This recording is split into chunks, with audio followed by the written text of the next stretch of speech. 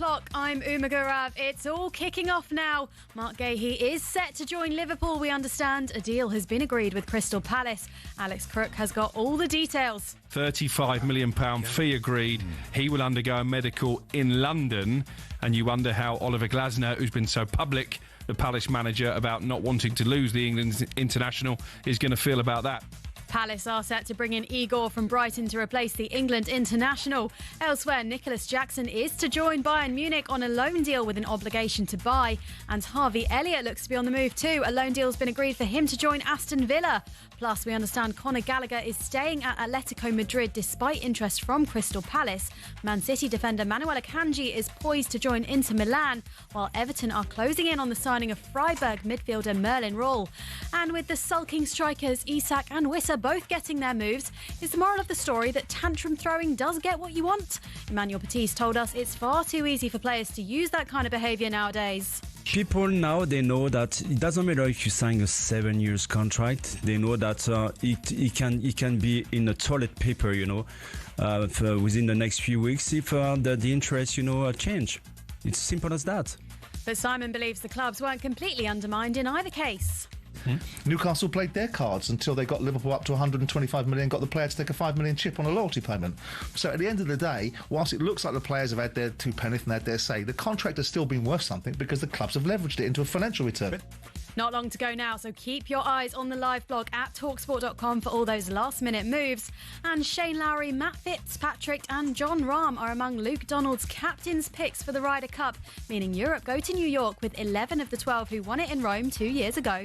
talkSPORT News. Plans to tighten border security and reform the asylum appeal system will be laid out by the Home Secretary this afternoon.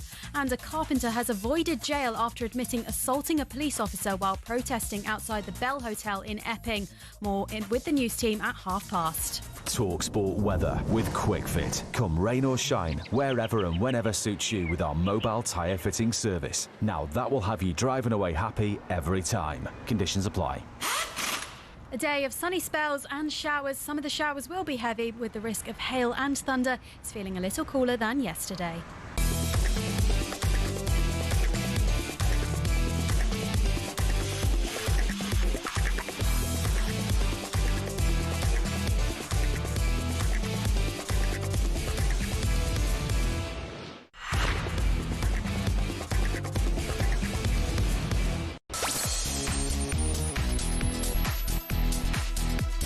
Hello, good afternoon.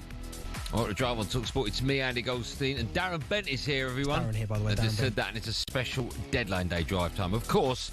And by jingo, we've got a show for you this afternoon. We are just, under 3 hours away from the deadline. There's some massive deals still yet to go through. Alexander Isak is having a medical. Looks like he's finally got his move to Liverpool. So we'll be asking the players, showing that they have to push for a move and even go on strike to get what they want. And can anyone stop them from winning the title now? Arsenal tried everything for a draw yesterday. Didn't even manage that. We'll talk about that game and all the others from the weekend, including we'll react to Manchester United. A big win for United. That win, by the way, takes Man United just 5 points from the top of the Premier League. Oh, yeah. To drive and talkSPORT, you can get involved. 03717 22 3344. We'll have a bit of that. Yeah, we will have a bit of that. Hello, happy Monday to you, Darren Bent. How you doing, you all right? Yeah, I'm good, you? Oh, deadline day. Everyone's getting very excited in the office, aren't they? I know, yeah, some good business going about, though. A couple of deals. I mean, honestly, Liverpool just, splashing the cash like it's going out of That fashion. is insane, isn't it? Mark Guehi. I mean, we'll have every 15 minutes or so, we'll have either Alex Crook or who else does it? Neil? Jim White. Neil might. No, not Neil. Jim White might be popping in. But yeah, they're going through thick and fast now, aren't they? What was the one we just saw? Who's the Chelsea player? Oh, Nicholas Jackson, 70 mil. Are you sure you got that right? 70 million. 70 Nicholas million. How have they done that? I don't know. That's incredible, isn't it? People didn't put masks on now to rob people, did they? Just do it. That is insane money. 70 million. I can't understand that. We'll talk about all the madness that's going on at my club, Man United, not from the weekend's win, just about, but just the fact that we're just I'm in an arm, over a goalkeeper. We haven't got that right. I can't believe we're not going to go and get Martinez, whatever. Yeah, I don't know what's happened. Insane. I don't know what's happened now. If ever you wanted someone with a bit of experience. That team. World Cup winner, big saves, big moments, has got the personality to deal with it as well. And you bring in a 21-year-old. Yeah, why would you put I assume he's going to be playing now week in, week out, because our goalkeeping situation is dire. Why are you putting so much pressure on a goalkeeper? That's the thing. I mean, if he comes in and makes a mistake, that's it. It's done. It's like, oh no, here we go. It's nuts, isn't it? That's what I do like that. I like all this mad stuff. Oh, you like the mad stuff behind? If you're watching on YouTube, you'll be able to see we've got our own little clock. 2 hours, 54 minutes and 12 But I like the rotation with the Premier League teams. Oh, okay. I mean, that only works if you're watching on YouTube, right? Yeah, because this rotation of the Premier League teams, so I'm just letting them know. Okay, yeah, you just repeated what you were saying. So we'll talk about everything and anything from the weekend, but there is only one place to start, and that is by reacting to the big news that Liverpool have agreed deals for Alexander Isak and Mark Guehi. It caps off a stunning window for the champions with the additions Florian Wirtz, Jeremy Frimpong, Giovanni Leone and Hugo Ekitike. And after they battered Arsenal 1-0 yesterday, can anyone stop them winning the title?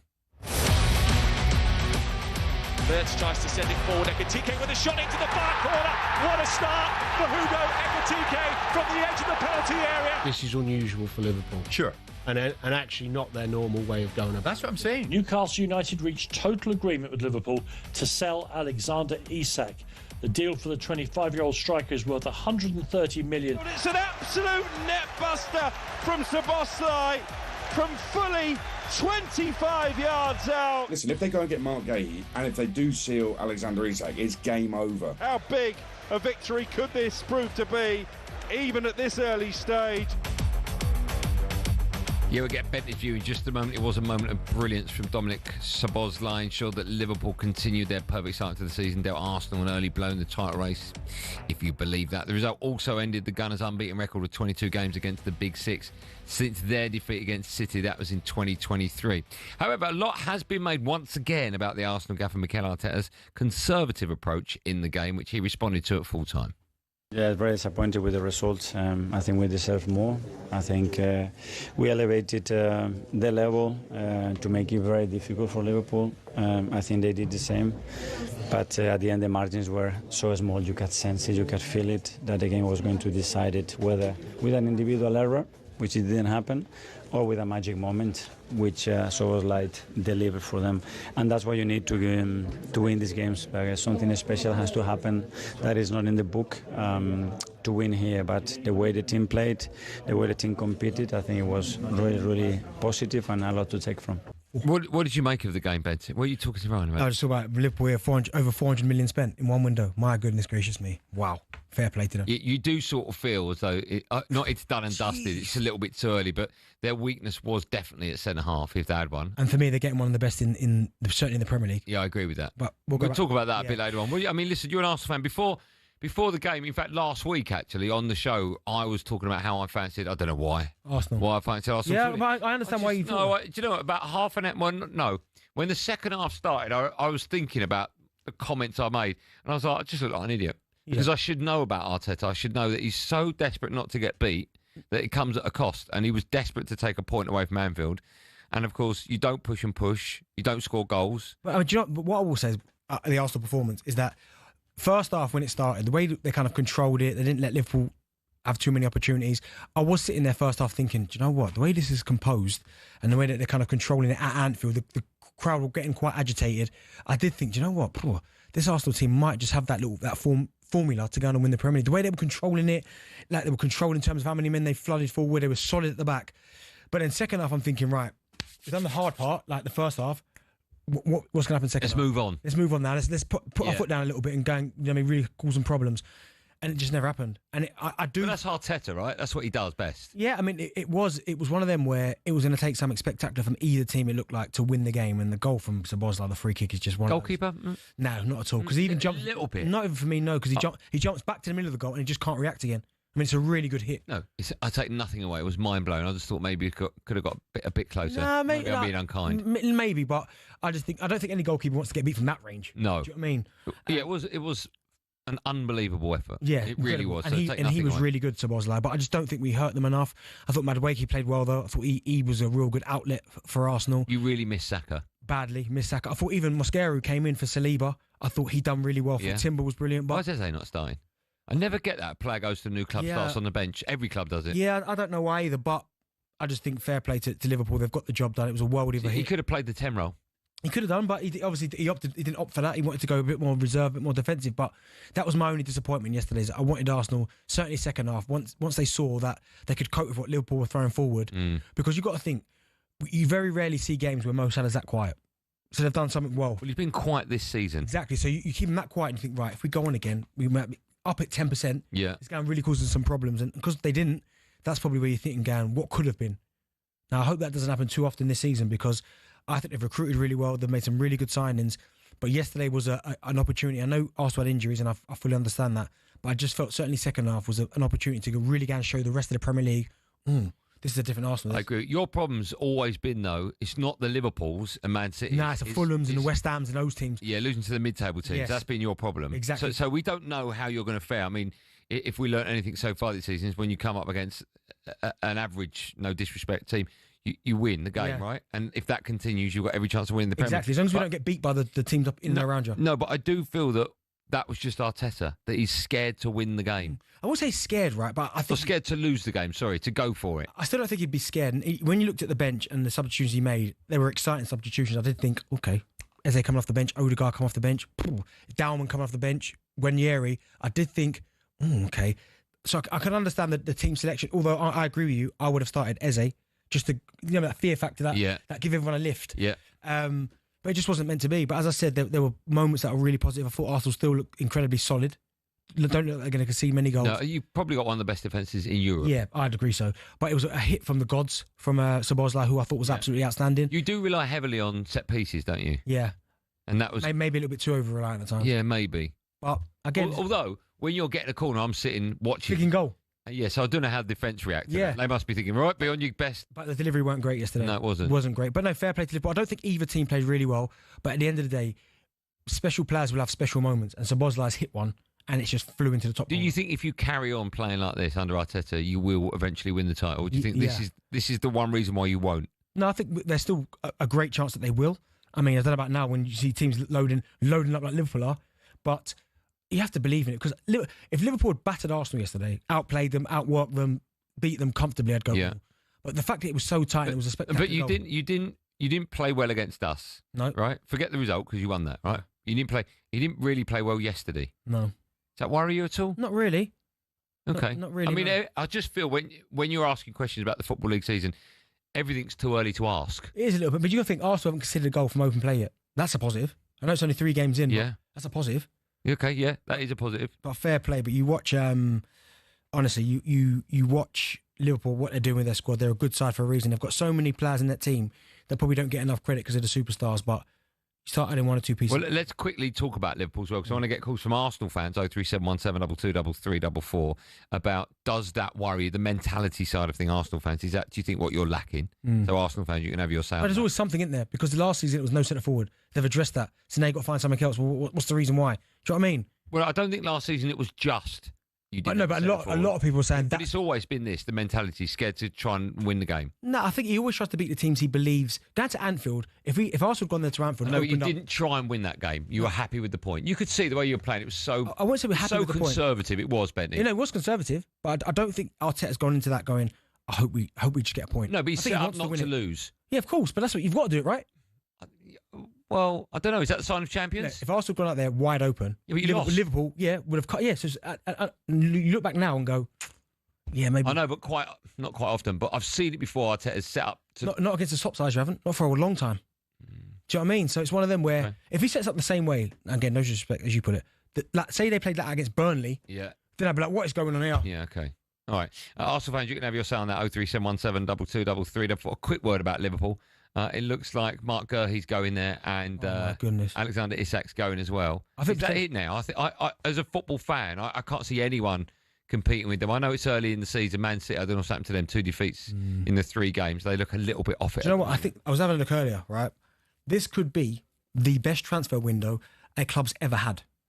In terms of the player they're bringing in now, I was going back to early Chelsea windows, right? And they had some. I mean, I've gone back to like '88 here, but I was going back to like when they had one when it was Duff and Wright Phillips, right? So then when Roman first came in, so they had a couple where's the one with Didier Drogba came in? So this was 03-04, when they brought in Crespo, Duff, Mutu, Veron, Makelele, Parker, Wainbridge, Joe Cole, Glenn Johnson. So all these came in, right?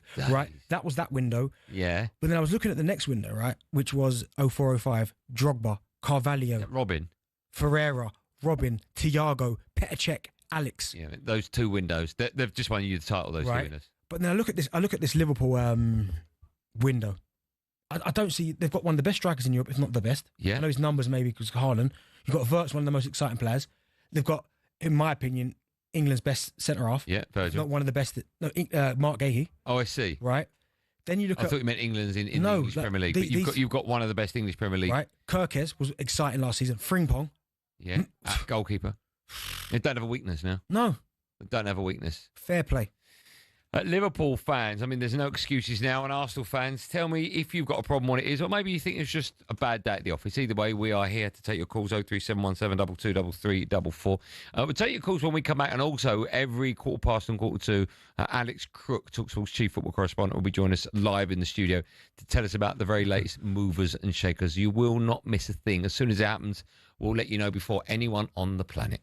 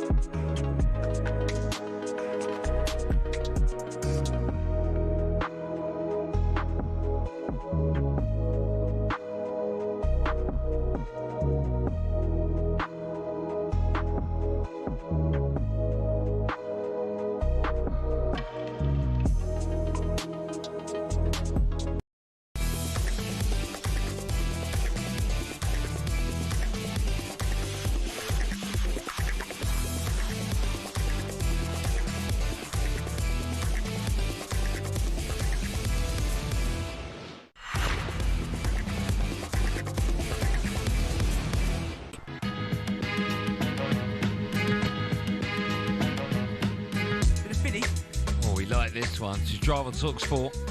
Deadline day drive on talkSPORT. Me, Andy Goldstein Darren Bent, still to come. We're looking at huge win for Man United. Takes them just 5 points off top spot in the Premier League. 03717223344. Just quickly, Man City forward Ryan Shirky set to miss 2 months through injury. Right, join us now. We'll take your calls in just a moment, Arsenal and Liverpool fans. But before we do, join us now in the studio to give us all the very latest news surrounding the transfer window is talkSPORT's chief football correspondent, a man who's got more sources than a drive-through McDonald's. It's Alex Crookie. How are we? You must love days like today. He's checking the phone. He came in before. He came in before in the outbreak, and his phone rang. He went, "Oh, got to go," and it was Deliveroo, right? Yeah, just getting the food in for later. Yeah, do you know what? It's been a good day. I think it's been a really good window, actually. Sometimes these windows can be all hype and not much substance. Certainly when you get to deadline day. But we've got Alexander Isak, that British record deal to be completed by Liverpool. We've got Mark Guehi now off to Liverpool as well. He's undergoing medical in London. Can I ask a question? As we speak. What a great centre-half, right? Maybe now the first choice centre-half for England, right? Yeah, agreed. Why no other club has gone in for him at that? I know he's only got a year left, but I still consider £34 million ridiculously cheap. I remember when Levi Colwill was injured and we reached out to Chelsea to see if they might consider going for Guehi. Obviously a former player of theirs, someone they've admired in the recent past. And the information we got back was they felt Palace's asking price was too high.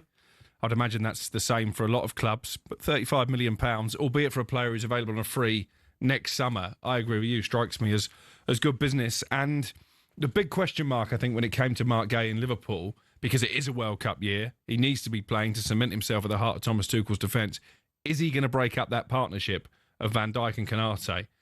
Now, up until yesterday, Konate hadn't started the season particularly well. I think Guehi would have backed himself to go in and get in there, but obviously Konate's now picked up an injury. I think he will get game time at Liverpool. I think Guehi's probably better, if I'm honest, than he did a job on your man Gyökeres yesterday. Yeah, we're not talking about that. But no, is he playing Gyökeres? Yeah, but anyway, he might have won if you brought him on. Yeah, but I quite like. I really like Mark Guehi. I think he's exceptional. I think he's got all the attributes, and it does surprise me that 35 million. I know he's only got a year left, but why more teams are not in for him? Yeah, because I genuinely think he could play for anyone.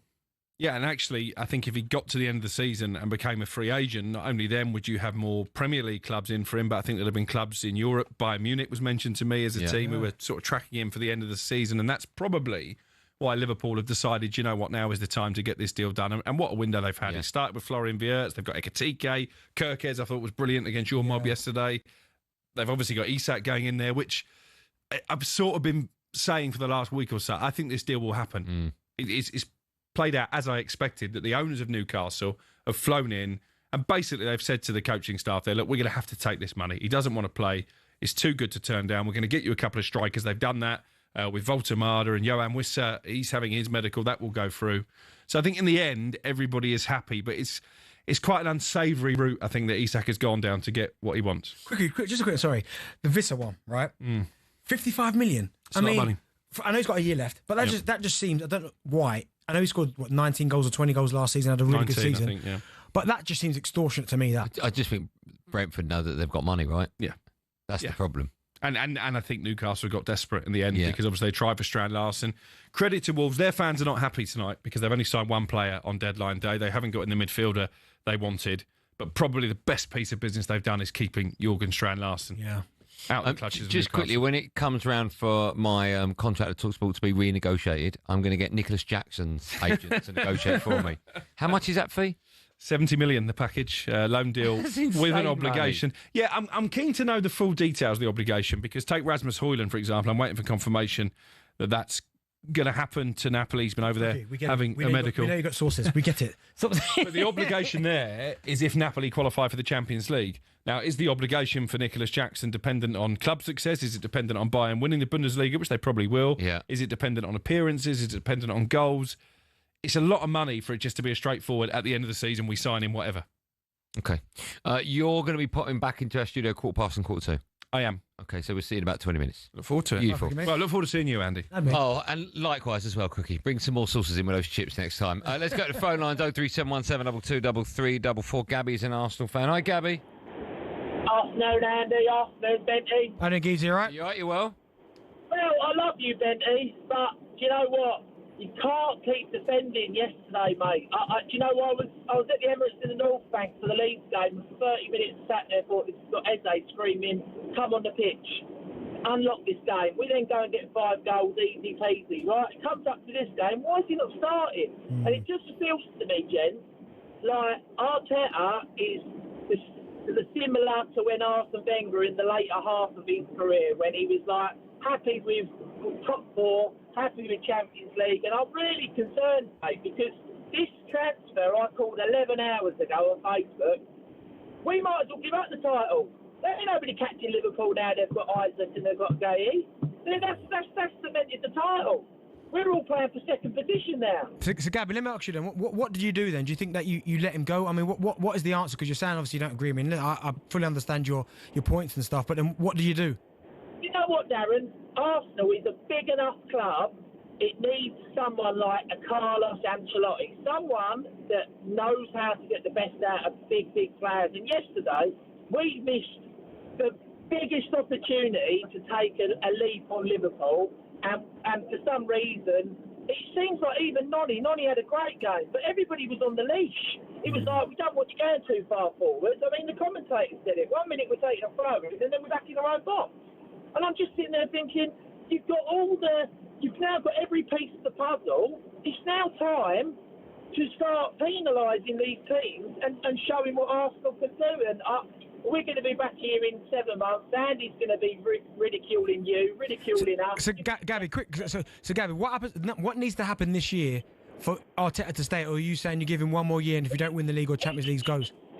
Darren, you know, watching Arsenal week in, week out, he needs to just let the reins, let him go, and just say, right, that lad, go and play football, provide service to Klopp.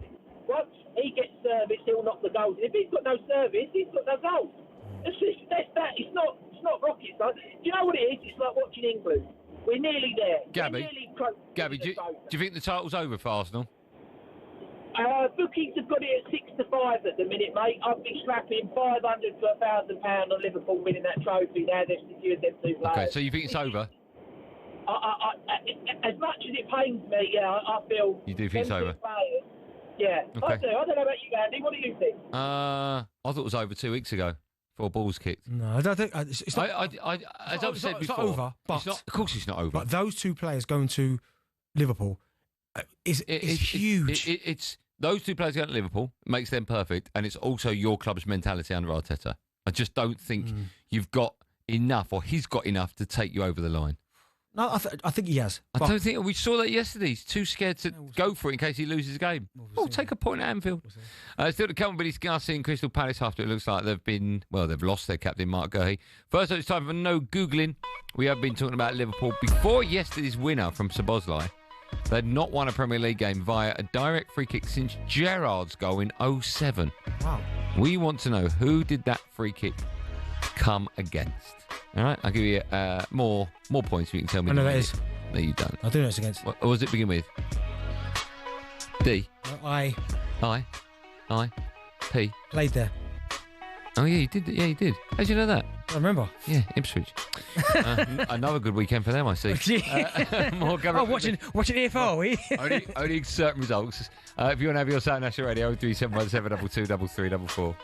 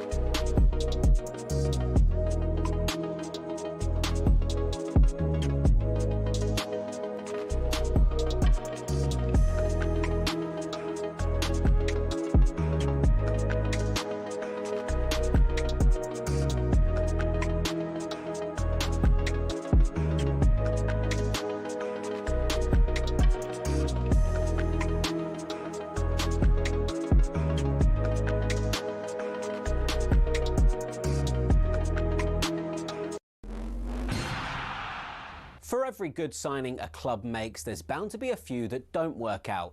Manchester United have certainly had their fair share of those, especially since the end of their golden age under Sir Alex Ferguson. Here are some of the Red Devils' worst signings since Fergie. First up, Alexis Sanchez. He'd averaged almost a goal every 2 games for Arsenal, but in his 45 matches for United, he only bagged 5.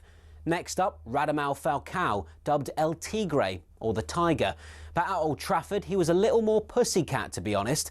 All the Colombian managed in 29 games was 4 goals. Moving on, things couldn't have gone worse for Jadon Sancho at United, with just 12 goals in 83 games. And it all ended after that very public spat with then-manager Erik ten Hag. Next, Ten Hag probably thought he was wise in sticking to what he knew when he brought in Antony from former club Ajax. But the £86 million Brazilian has really not been able to hack it in the Prem. The curse of the famous number 7 shirt has also had its share of victims. As well as the aforementioned Sanchez, Memphis Depay found he couldn't follow in the footsteps of Ronaldo, Cantona, Beckham and Best. He netted just 7 in 53 appearances.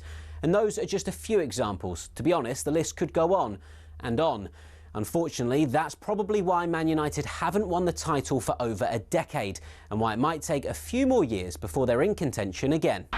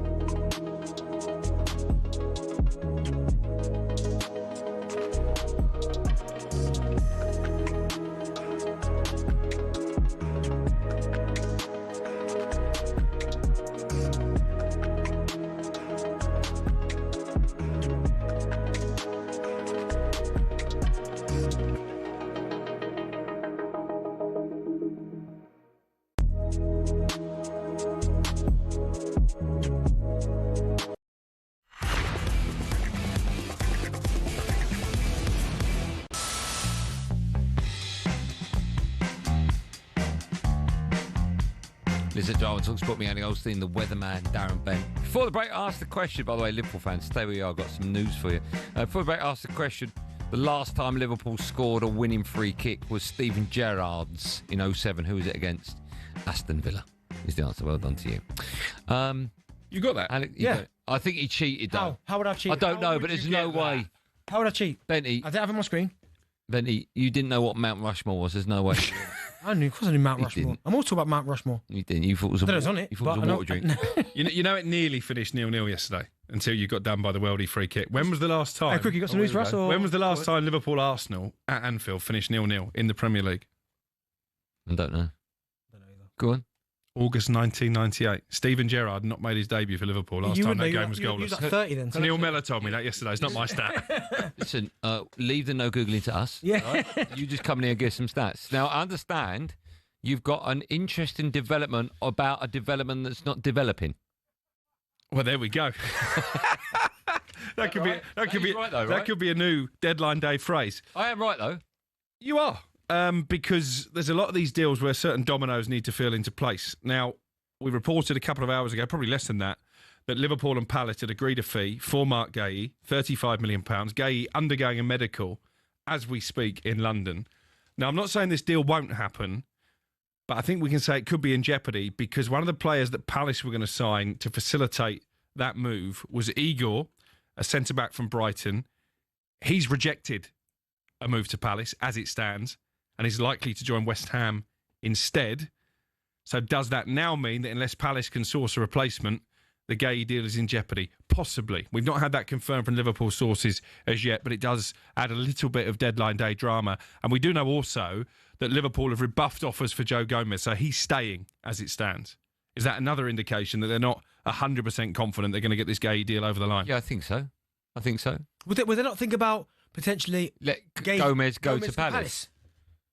Palace tried that. They wanted to take him on loan. Liverpool weren't willing to facilitate it. That was part of the discussions at the end of last week. Well, will they maybe, with this, what's happened, will thoughts maybe change and they might go, you know what?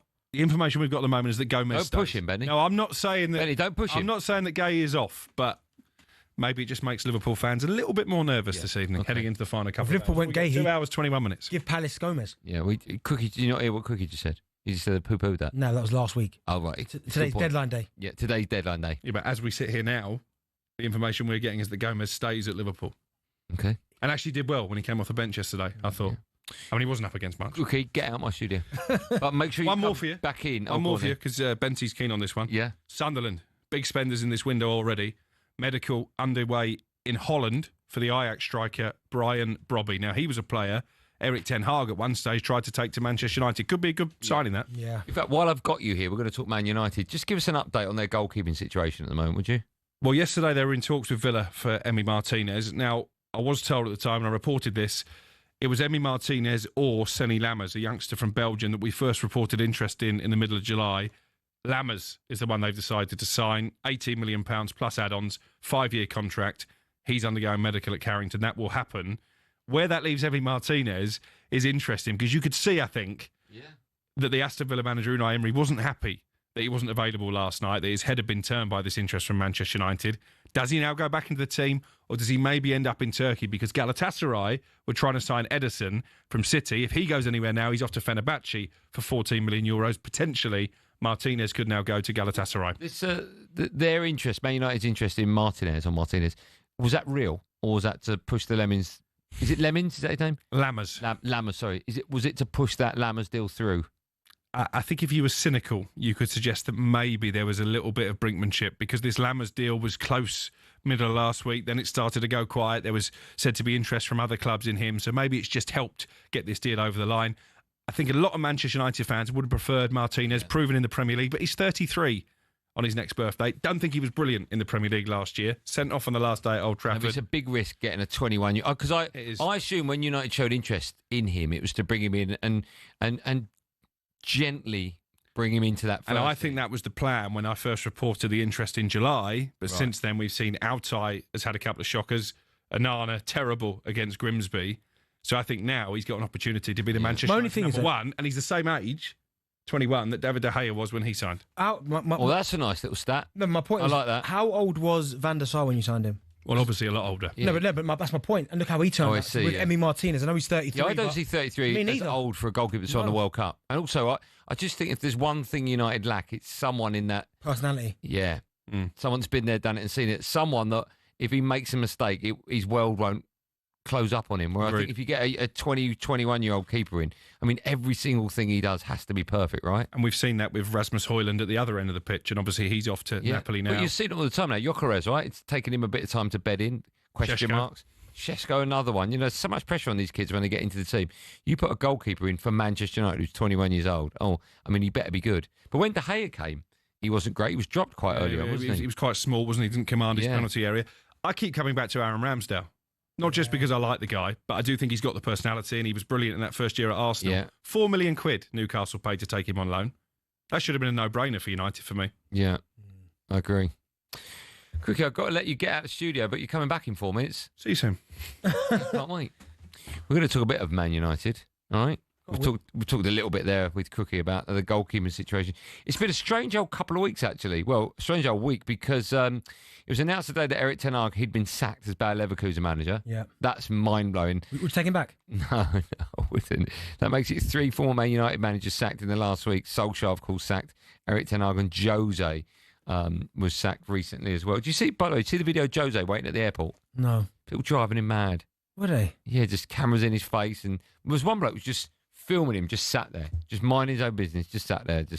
Anyway, what did you make of Man United's performance at the weekend against Burnley? Because Very Manchester United. On paper, it looked good because we had a lot of possession, we had a lot of shots, but ultimately we got all 3 points, but only just, right? Added on time penalty. Yeah, again, just like the Arsenal result, first game of the season, doesn't really matter how. The main thing is you won. It weren't like the Grimsby one where you dominated the game and then all of a sudden you end up getting beat. You won the game, so that's a positive. Still vulnerable. I mean, it's still, the goals that you concede are far too easy. So bad at the back. So bad. A couple of questionable decisions as well in the game. What? Was it outside? Was it inside? What? Was what outside? No, these are Paul. No, these are what I'm hearing. Sorry, have you seen it? I've seen it. Well, it's not even a debate. Probably debatable. But no. He's holding his shirt in the area. It's a penalty. Right, okay. It's a penalty. I did think the Mason Mount one was a penalty as well. Oh, okay. But did you not? Weren't sure. Okay, it's coming together. Yes, Could have right. gone either way. I just think Man United, right, you've got to build on that. But I mean, Burnley ran you close. Yeah, that's the worry, right? Ran you close. But then I don't think they're a foregone conclusion to go down. I really don't. We don't know who is at the moment. At the minute, because everyone's all over the place. Yeah. But the main thing is you won. You didn't look anywhere near as impressive as I thought against. At the end of the day, you did what you did. You did what you needed to do. People are not going to judge Manchester United on the games against Burnley and that. Do you know what I mean? Because you should be winning them. It's when you come up against better opposition is where we're going to see. Not starting, and even when we need a striker, Zirkzee come on. Yeah, I don't quite know what's going on there with Šeško because I don't know how true this is a rumour. I heard a rumour that Šeško wasn't a buy of Ruben Amorim. Yeah, potentially, but he's a striker. You've got one in there, use him. But the problem is you've got too many players for them 3 roles, effectively. Yeah. But I still thought you'd have him as the striker, of course, Mbeumo and Cunha as the 10s. That makes sense, right? But for whatever reason, maybe that's Ruben too Amorim's narrow. You don't play with width. No, I know. I'm saying that's the problem we've got. But I just don't think maybe Ruben Amorim trusts Šeško yet. He's a good player. You don't get me wrong. See, you look at some of his goals, mate. Incredible. Yeah, I thought Mason Mount had a good game. Really good game. I like Mason Mount though. But again, you've got so many of these players that can play 10. That's your problem, getting them all in. I know. United fans, you can have your say if you want by picking up the phone 03717223344. If you're watching on YouTube, you'll know that behind me there's a big clock ticking down to that transfer window closes. Currently 2 hours, 14 minutes and 51 seconds to go. When we come back, more updates from Cookie.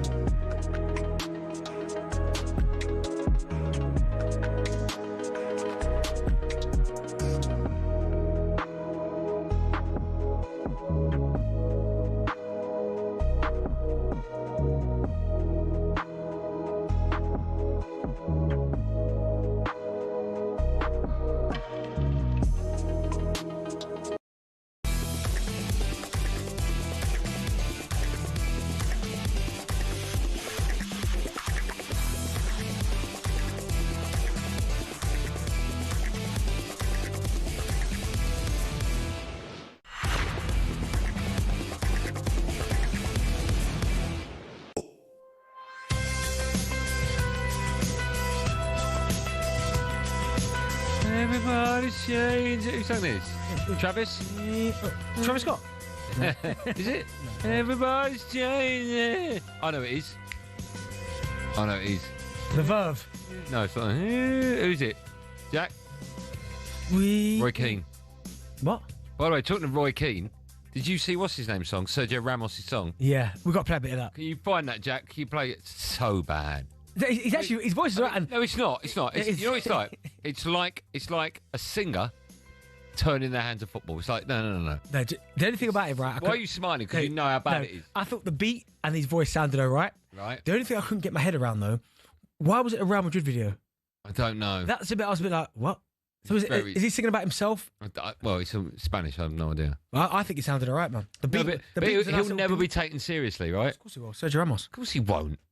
What's a singer? Ever. What concert are you going to? Sergio He's at Wireless. I'm going. No, you're not. Yeah. Okay, I'll go with you. I'll go with if you. Sergio Ramos me too. tours England, we'll go see. Yeah. Okay. Yeah, but for the wrong reasons, right? Not because he's got a good voice. So drive on talkSPORT deadline day with me, Andy Goldstein Darren Bent. Still to come, Bent is going to be picking out some of the talking points from the Premier League this weekend in the Tea Time Takeaway. Just quickly, our biggest competition to date has launched today. How about this? We're giving you the chance to win Oasis tickets. Plus, this is nuts, a whopping £25,000. Not one, but two lucky winners will win a pair of Oasis tickets when they return to Wembley on the 27th of September. And that's not all. Alongside the tickets, we're giving you the chance to win 25 grand. For all the details and how you can enter this wonderful competition, listen up right now. 18 plus, UK excluding Northern Ireland. For a chance to win, text the word Oasis to 83338 and you're in the draw. Text costs £2 plus one standard network rate message. You must have the bill payer's permission. Or you can enter for free by calling 0330 880 3338. All entries must be received by the 19th of September at 9 a.m. This is a TalkSPORT limited promotion run on TalkSPORT, Talk and Virgin Radio UK stations. Full terms and conditions at talksport.com. You can. You can indeed. Right, time now for this. Natural Born Workers on talkSPORT with the Fiat Professional Doblo. Find out more at fiatprofessional.com/UK. Yeah, it's time now for our Natural Born Workers feature with Fiat. Bentley's going to choose a football player from the weekend who was, and I quote, an unsung hero. Who have you gone for, Bentley? I've just gone for one of the best players rather than the unsung hero, and that's Mark Guehi. I thought. Well done. It says unsung hero. Okay, either way, I thought he was absolutely. He got one job to do. Yeah, unsung hero he was. Well, he wasn't unsung though, was he? He was, yeah. Well, we've been singing his praises since we came on air. But that was today. Yesterday he was an unsung hero. Oh, yesterday. Okay, fine. But yeah, I thought he was absolutely outstanding. I mean, his goal was just absolutely phenomenal. It was like a PlayStation goal, wasn't it? Yeah, it was. Yeah, just finesse into the far corner. Good word. But I thought he was outstanding. He looked calm, he looked composed, and he's a unit, ripped, quick. He kept Ollie Watkins completely quiet. I think there was only one time Watkins got away and he probably should have scored. And the keeper. Say ripped? Yeah, he's ripped. What's that got to do with it? Like good nick, good shape. Like imagine all footballers are in good shape, right? Not like that, they ain't. He looks like he's ripped up, man. Okay. But yeah, I thought his performance was outstanding. Hair looked good as well, didn't it? Yeah, great. I thought he spoke really well after the game. Oh, his speaking's unbelievable, honestly. Yeah, when they spoke to him after the game, I thought he interviewed body really language well. was good, wasn't it? Yep, all good. Body good thighs on him. Like, do you know what I mean? Strong. No, it's getting weird. But no, I thought Mark Guehi was outstanding. And if the Liverpool move does get over the line, I mean, I don't understand why every team in Europe's not after him top team, because he is that good. Would he fit into your team? Yeah, yeah, probably. Oh, I just don't. That's the problem is they're a really good partnership, so I probably wouldn't back up. Yeah, I wouldn't. But he's more. Say one of them got injured, like Saliba now. So a squad player. He'd be more. Yeah, but if he gets in, there's no guarantee he comes out. No, he's not going to go to Arsenal. No, but fair if he goes to Liverpool. He starts at Liverpool, right? He's got to. Well, he will now because Konati's injured. Yeah. Oh yeah, of course. Yeah. Okay. That was Bentley's natural born worker. Thanks to Fiat. Natural Born Workers on talkSPORT with the Fiat Professional Doblo. Find out more at fiatprofessional.com/UK. Shall we take some Man United calls? I think we shout Tom is a United fan. Hi, Tom. How are we doing, boys? I'm great, man. How are you today? You all right? You well? Always good, mate. Always good. Good. What would you like to say? Just to stir Bentley's pot a little bit, I think after that performance yesterday, United finish above Arsenal. I'll take that bet every day. I'll take that bet every silly. Come on. Every day of the week. Come on, Tom. Don't be silly. Well, I've got to be honest with you. I think there's still a lot of work to be done with United. I accept that. I think Xerxes gets far too much stick than he deserves. And I just think there's like that Gyökeres is still a big question mark over him, whether he can do it in the Premier League. My only thing with that, right, is that so you're basing your Man United will finish above Arsenal because you beat Burnley and Arsenal lost to the champions. And we've already beaten you. It was a good performance against Liverpool. I thought lucky against United. I thought United played very well against Arsenal, regardless of the result, except that they did lose. And Burnley were a strong team. They're a Premier League side. Well, they weren't against Spurs. Well, let's not worry about that one. On the Burnley result. What about Grimsby? Tom, are you from Grimsby? I am from Grimsby. Yeah, I don't think. You break it up. It's probably a good thing. James is also a Man United fan. Hi, James. Hi, Andy. Hi, Darren. How are we? Yeah, we're good, man. Are you all right? You well today? Yeah, good. Love listening to the show. It's a cracking show. That's very cool. I like Tom. I like Tom already. Hold on. I love Tom. You just talked over him, complimenting I loved him. Right, just carry on complimenting the show. What were you saying, James? Cheers, Andy. Yeah, of course. You interrupted there, Darren, just because Arsenal lost yesterday, mate. No, starting with the positives for Man United, we've had a cracking transfer market. I think the signings of Cunha and Guemo, amazing. Happy with Šeško, and then obviously the recent goalkeeper as well, amazing. I think the negative is potentially obviously the manager and his attitude. That's where it lies. But yeah, what do you think? No, I think you've done some really good business. You asked me. Oh, my bad, sorry. Who were you asking there, me or Benty? Well, I think because Darren interrupted, I was asking you, Andy. Yeah, thanks, man. I can only apologise. What do I think? I think it's still a long way to go. It's a big work in progress. I don't think three at the back's ever going to work. If I'm being honest, I think defensively we look a little bit suspect. I think that was evident against Burnley. Actually, goalkeeper needs to be sorted out. Although we're bringing in a new one, I've no idea what he's going to be like. I think it's too much pressure for a young kid. And yeah, we've got Šeško, but he's not playing him. I don't really understand why. So I still think there's a lot to do at that club before I can get excited. I fancied us getting Martinez in goal. I really fancied that. No, that's not happening. It is what it is. I fancied it. I know. I just fancied it, though. I really fancied it. But I do think we can't. We're not going to get. It'd be lovely to get top 5. I hope we get top 10. I'd love to. Yeah. I'm positive. I'm really positive. Okay. All right. Line wasn't the best, so I do apologise. But a positive Man United fan is always nice to hear. We've only got 90 minutes left of our show. We finish at 6:30, so we let Jim White come into the studio and officially close the window. And of that window, we've got 2 hours and 2 minutes and 54 seconds to go. More transfer chat when we come back. This is Drive on Deadline Day.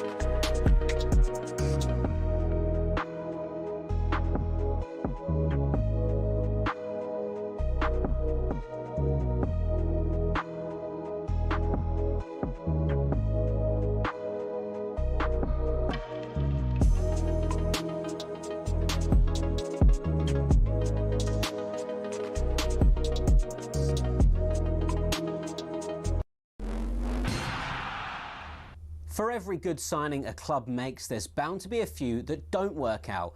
And Man United have certainly had their fair share of those, especially since the end of their golden age under Sir Alex Ferguson. Here are just some of the Red Devils' worst signings since Fergie. First up, Alexis Sanchez.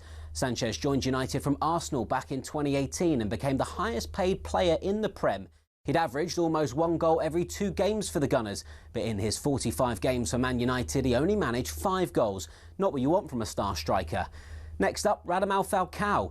He earned himself the nickname the Tiger for his sheer efficiency and the way he used to pounce upon the mistakes of defenders. But at Man United, he was way more pussycat than Tiger, to be honest. All he managed in 29 Man United games was 4 goals. Moving on, things couldn't have gone much worse for Jadon Sancho at Man United. Yeah, it would have been hard to outdo his Borussia Dortmund form, but 12 goals in 83 games is not great. Things got worse after a public fallout with manager Erik ten Hag. Sancho said he was being made a scapegoat. Ten Hag said there'd been a discipline issue. It all ended up with Sancho going back to Germany. Next, Erik ten Hag probably thought he was being smart in sticking to what he knew when he signed Antony from his former club Ajax. But the £86 million Brazilian hasn't really been able to hack it in the Prem. Chances are Antony's Man United days are numbered. Next, the curse of the Man United number 7 shirt. Not an easy act following Ronaldo, Cantona, Beckham and George Best, but Memphis Depay was another striker who was apparently allergic to scoring for United.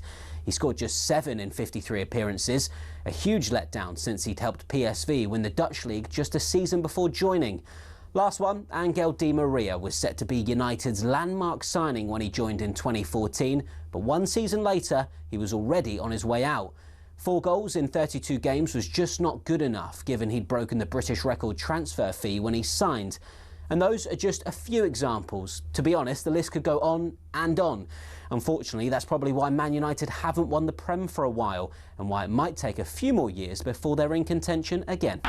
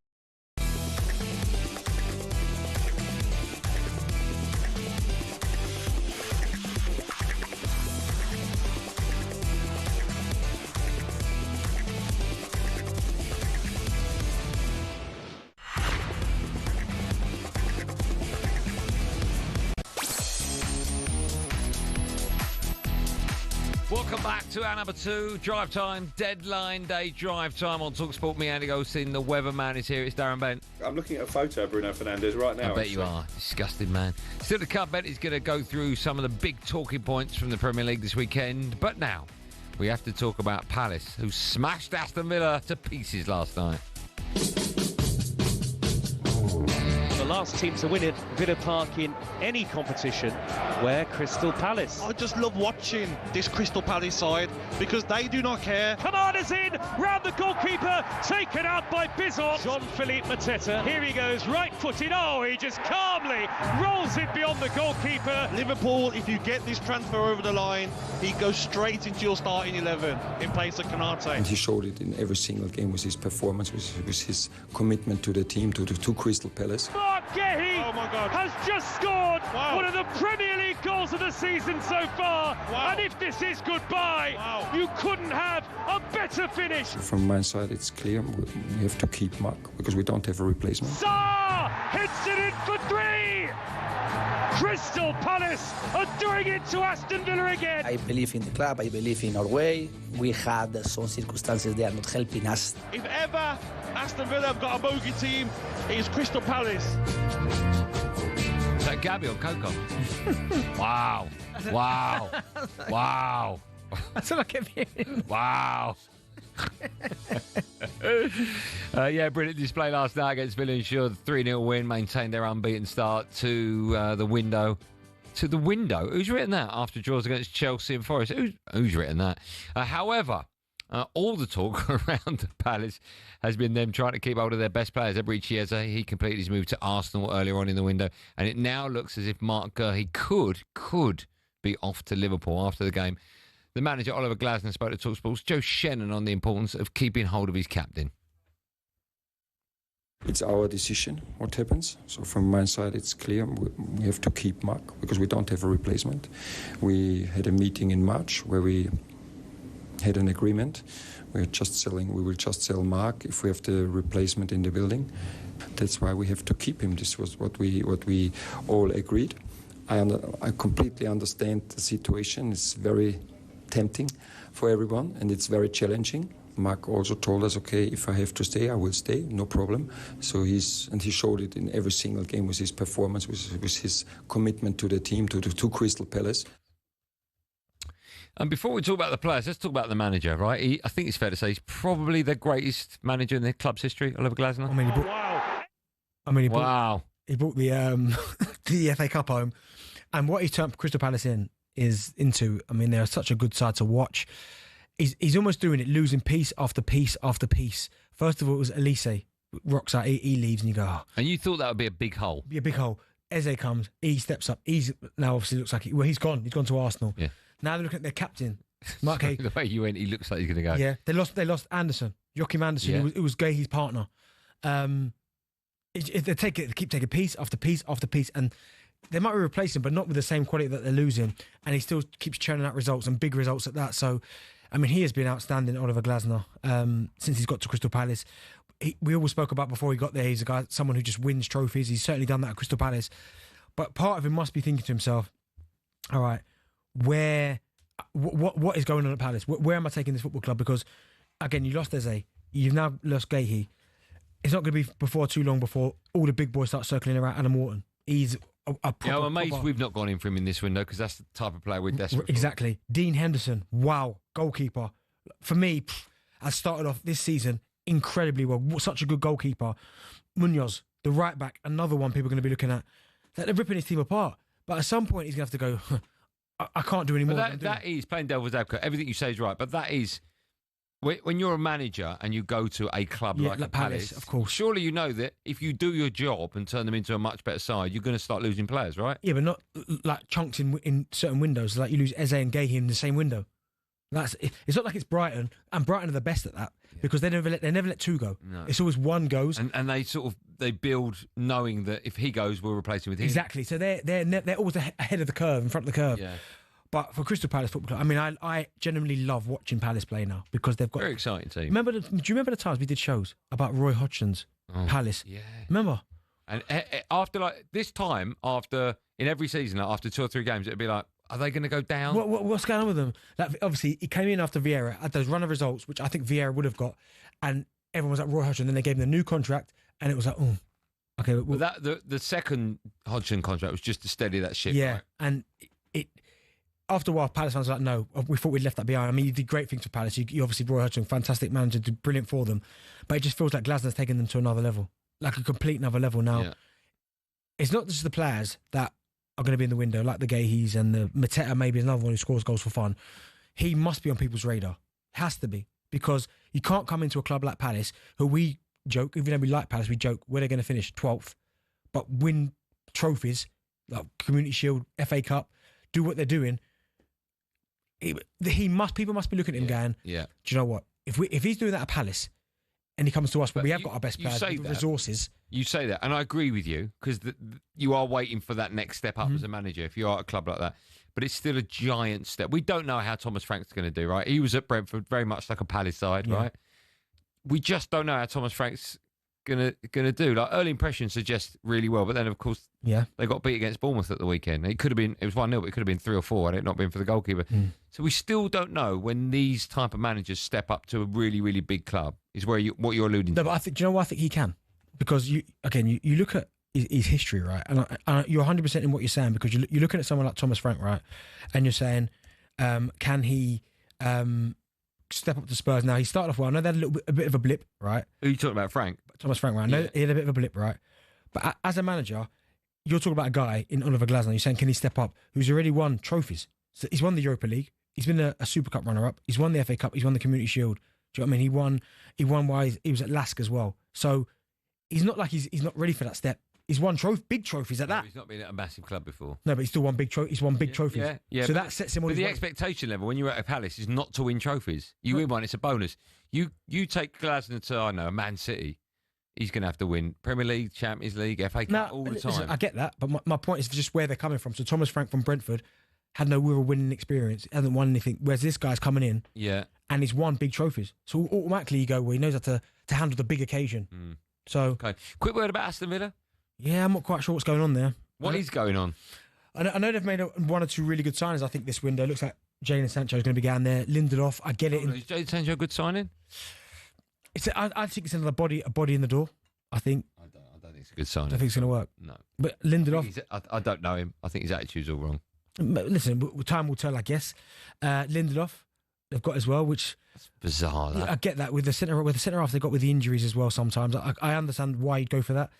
But Harvey Elliott, I think, is another one who's been linked to them, which is another good signing. Player, So they are getting some players in the door, but they just haven't got going at all this season. They haven't moved on from where they were, right? They had a really good run in the Champions League. It almost feels like they've been incredible for the last couple of years. They've just run out of gas, and they need an uplift It's like somewhere. that bubble was burst. I know. Again, early.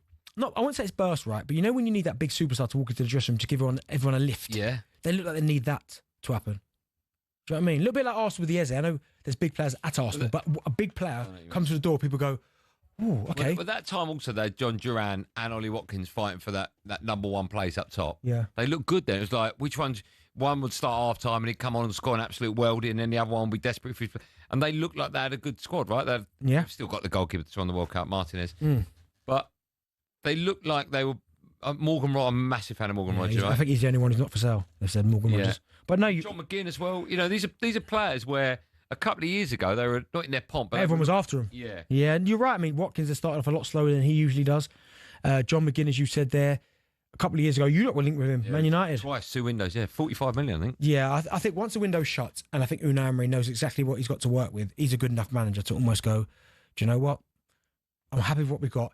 This is what we're going to do. But it must be incredibly hard for all managers with all these moving parts, because you've got people come in, people go in, taking your players, your best players. You think you've got him, then you haven't got him because he's gone. Is he Unai Emery, is he too good for Villa? No, I wouldn't say that. I think it's perfect for them. Perfect. Yeah, I think that as well. I think that's the perfect match made in heaven. Yeah.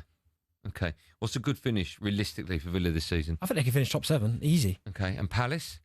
See, they should be. It depends, though. If they lose Guehi now and don't replace him, they're not going to go down because he's too good of a manager, but...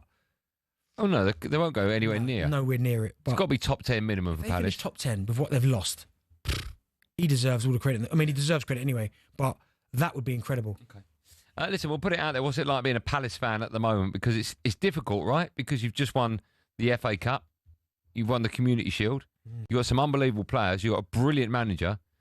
But you just don't want to pull out maybe one brick too many and the whole wall falls down. So, Palace fans, you can have you like that? Yeah, I just made that up, actually. I think it worked. Yeah, I liked it. It's good, wasn't it? Could you do an analogy like that? Tender ice, mate. Trust me.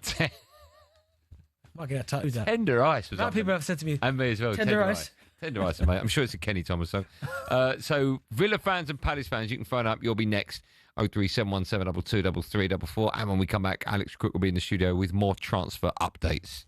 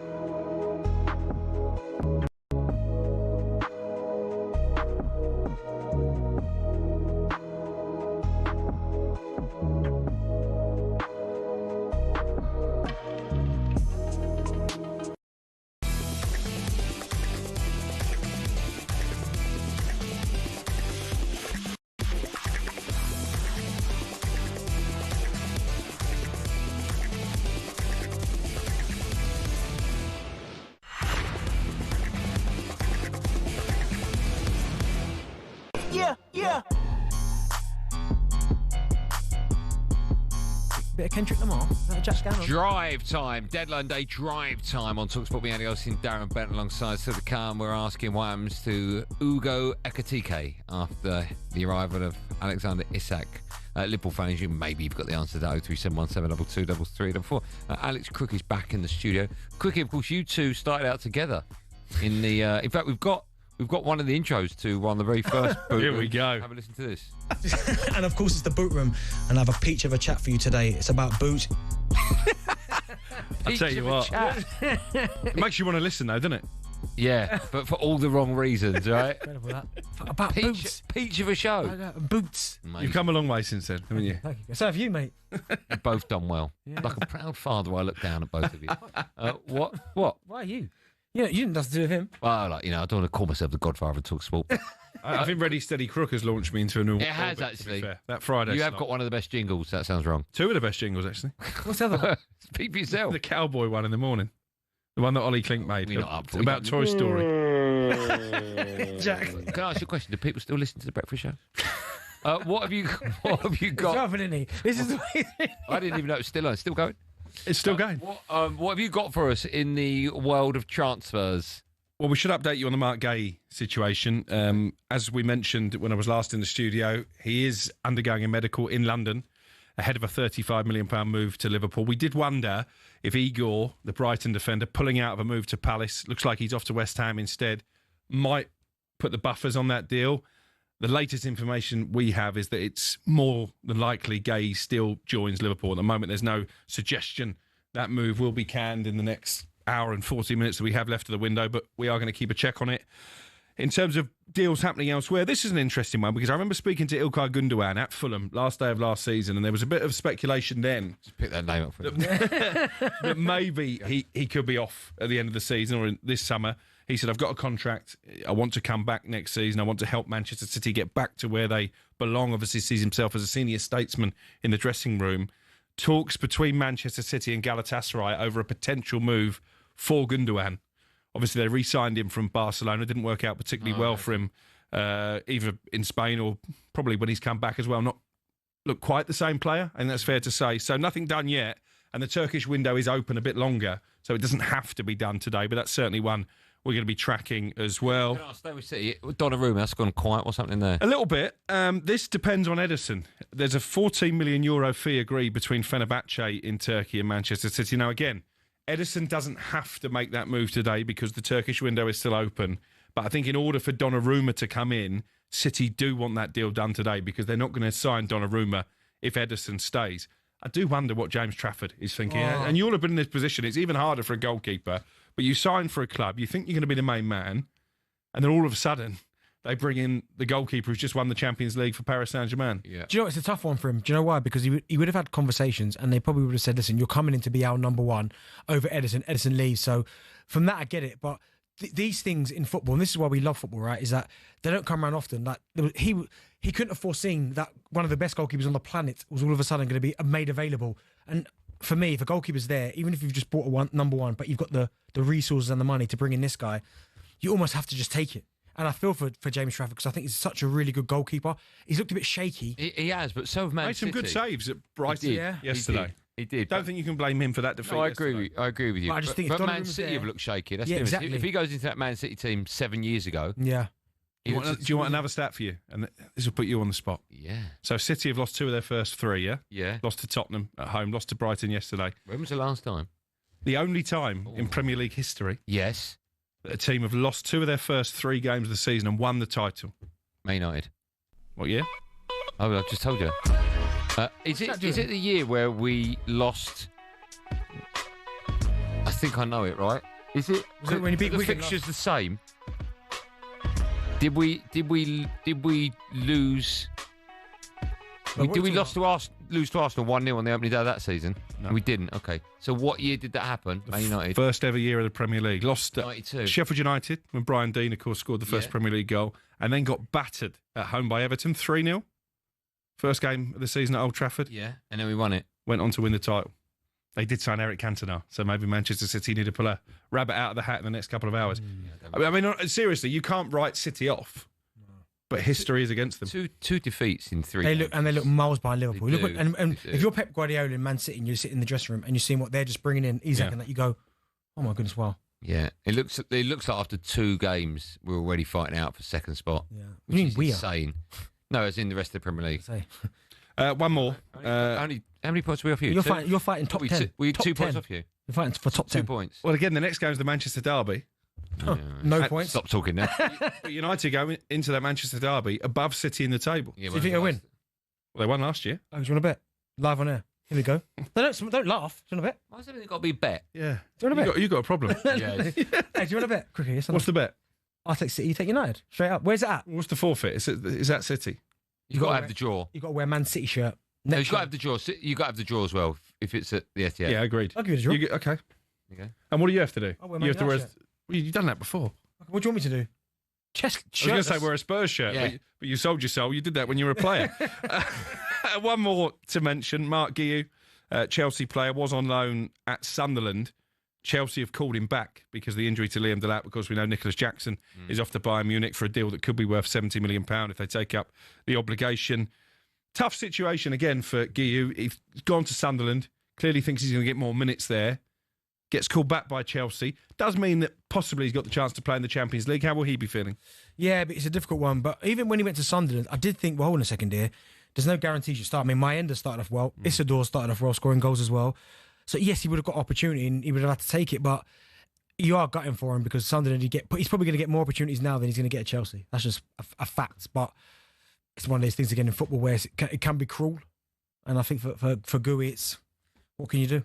Crookie, we're going to get you back in about 10, 15 minutes' time. Is that right? We're going to go to the phone lines now. We have asked Palace fans to phone up and talk about their club. Stuart's one of them. Hi, Stuart. Oh, hi there. We're here. Yeah, thanks for having us on. We're here again. Pleasure. It's our pleasure. Thanks for listening to the show. What would you like to say as a Palace fan? No, we love the show, my boy and me. Well, we just got over the old Eze thing a couple of weeks ago, didn't we? Or a week ago, whenever it was. And it's kind of just sunk in, really, losing Eze, seeing him now play for Arsenal. We know it's done. So it's another not a kick in the teeth, but and I don't know what, we still don't know really what's going to happen. But, after hearing Glasner last night saying, I want to keep Guehi, I don't want to lose him, it kind of undermines what the manager wants, really. And we were at the parade after the FA Cup. We were at the parade and the party on the pitch, and I'm pretty sure we heard Steve Parish saying, we want to keep this team together. We want to win all competition. We want to have a go at all competition. So everyone's like, well, great. We'll keep our star players. And so it's, it's like, it's never means to an end, really. It's, like for the sake of, surely a player, Benty, surely a player is worth more than, the transfer value. I'm not saying it's not a lot of money.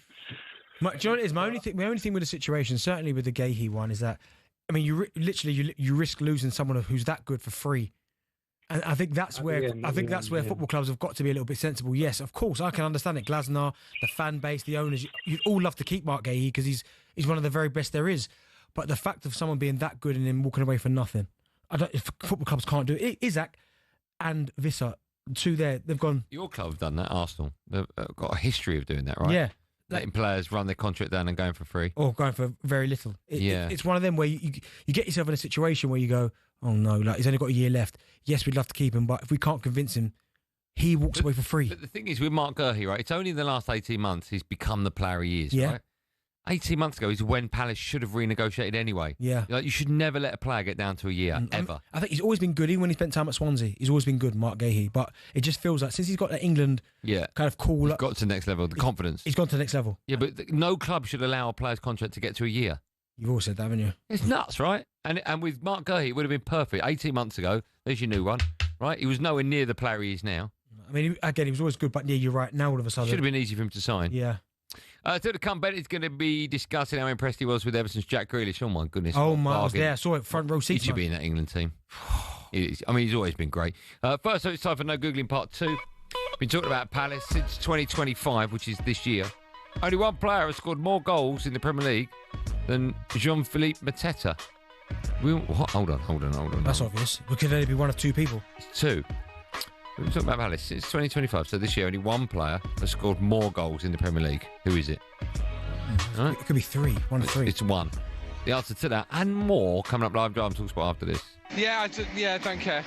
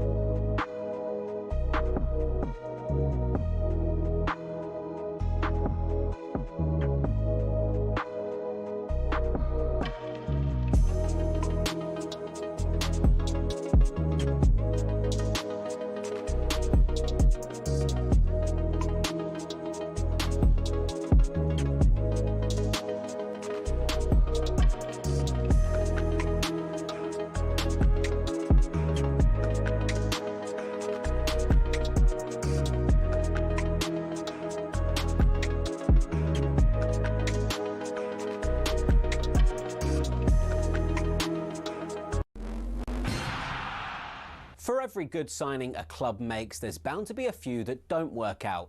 Manchester United have certainly had their fair share of those, especially since the end of their golden age under Sir Alex Ferguson. Here are some of the Red Devils' worst signings since Fergie. First up, Alexis Sanchez. He'd averaged almost a goal every 2 games for Arsenal, but in his 45 matches for United, he only bagged 5. Next up, Radamel Falcao, dubbed El Tigre, or the Tiger. But at Old Trafford, he was a little more pussycat, to be honest. All the Colombian managed in 29 games was 4 goals. Moving on, things couldn't have gone worse for Jadon Sancho at United, with just 12 goals in 83 games. And it all ended after that very public spat with then-manager Erik ten Hag. Next, Ten Hag probably thought he was wise in sticking to what he knew when he brought in Antony from former club Ajax.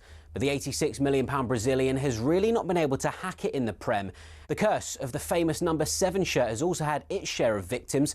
As well as the aforementioned Sanchez, Memphis Depay found he couldn't follow in the footsteps of Ronaldo, Cantona, Beckham and Best. He netted just 7 in 53 appearances.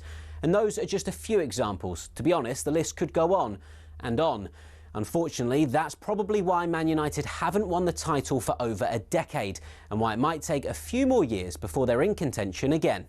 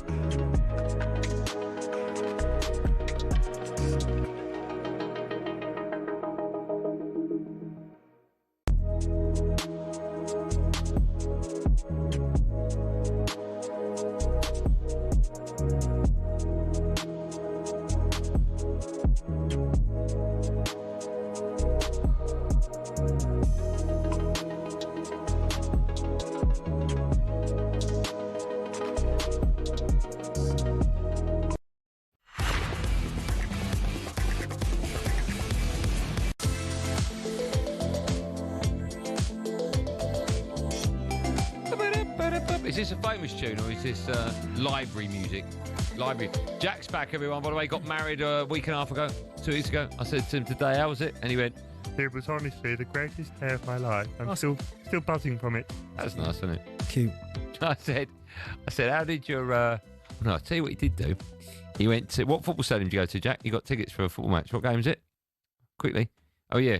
Fiorentina. He thought, I'm away on holiday. They're round the corner. I'll get tickets. So he got tickets. I swear to God, this is true. He got tickets. Went to the ground. Wrong ground. Jeez. They moved. They haven't played there for 2 years. Oh, my goodness. And when did you realise? Because obviously it would have been quite empty on a match day. Yeah, when we got there. So funny. Jack. That's typical Jack, isn't it? So Jack, that is. The answer to the no Googling... Good to have you back, by the way, Jack. The answer to the no Googling question.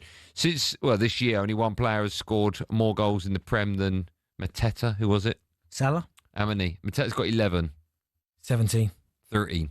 What's happened to Salah at the moment? Just having a bit of a quiet spurt. Yeah, it's gone a bit quiet, right? He's touched yesterday, let him down. Yeah, no, he'll be back. All right. I've got no doubts. Oh, okay. Are you really involved in this conversation? What are you doing? Mate, well, I'm trying to talk to you. Do my stats and that? Can I do that? Well, you're on the big one. Mirror them. You like to mirror stats, okay. Still to come, Jim White, fantastic. He'll be coming into the studio ahead of our final hour of the show. And we've just spoken about Mark Guehi, but former Palace and Liverpool manager Roy Hodgson will be on the breakfast show from 9 a.m. tomorrow to discuss the defender alongside Jeff Stelling and Ali McCoy. How about that? Time now to recap all the Premier League from the weekend in Bentley's Tea Time Takeaway.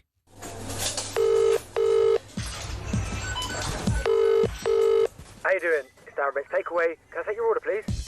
Get my hands, marinate all up in the thing. I like my medium well. Ginger beer. Oil over it. Get my brush thing, get the oil over it. It better be Heinz. If it's not Heinz, honestly, I'll lose it. I'm Darren Bent, and this is my tea time takeaway. If it's not Heinz, I'll lose it. What? Acting's so bad, isn't it? No, but that's not me acting. That's me. Well, it is. Well, was it real, was it? No, that's part of us having a conversation.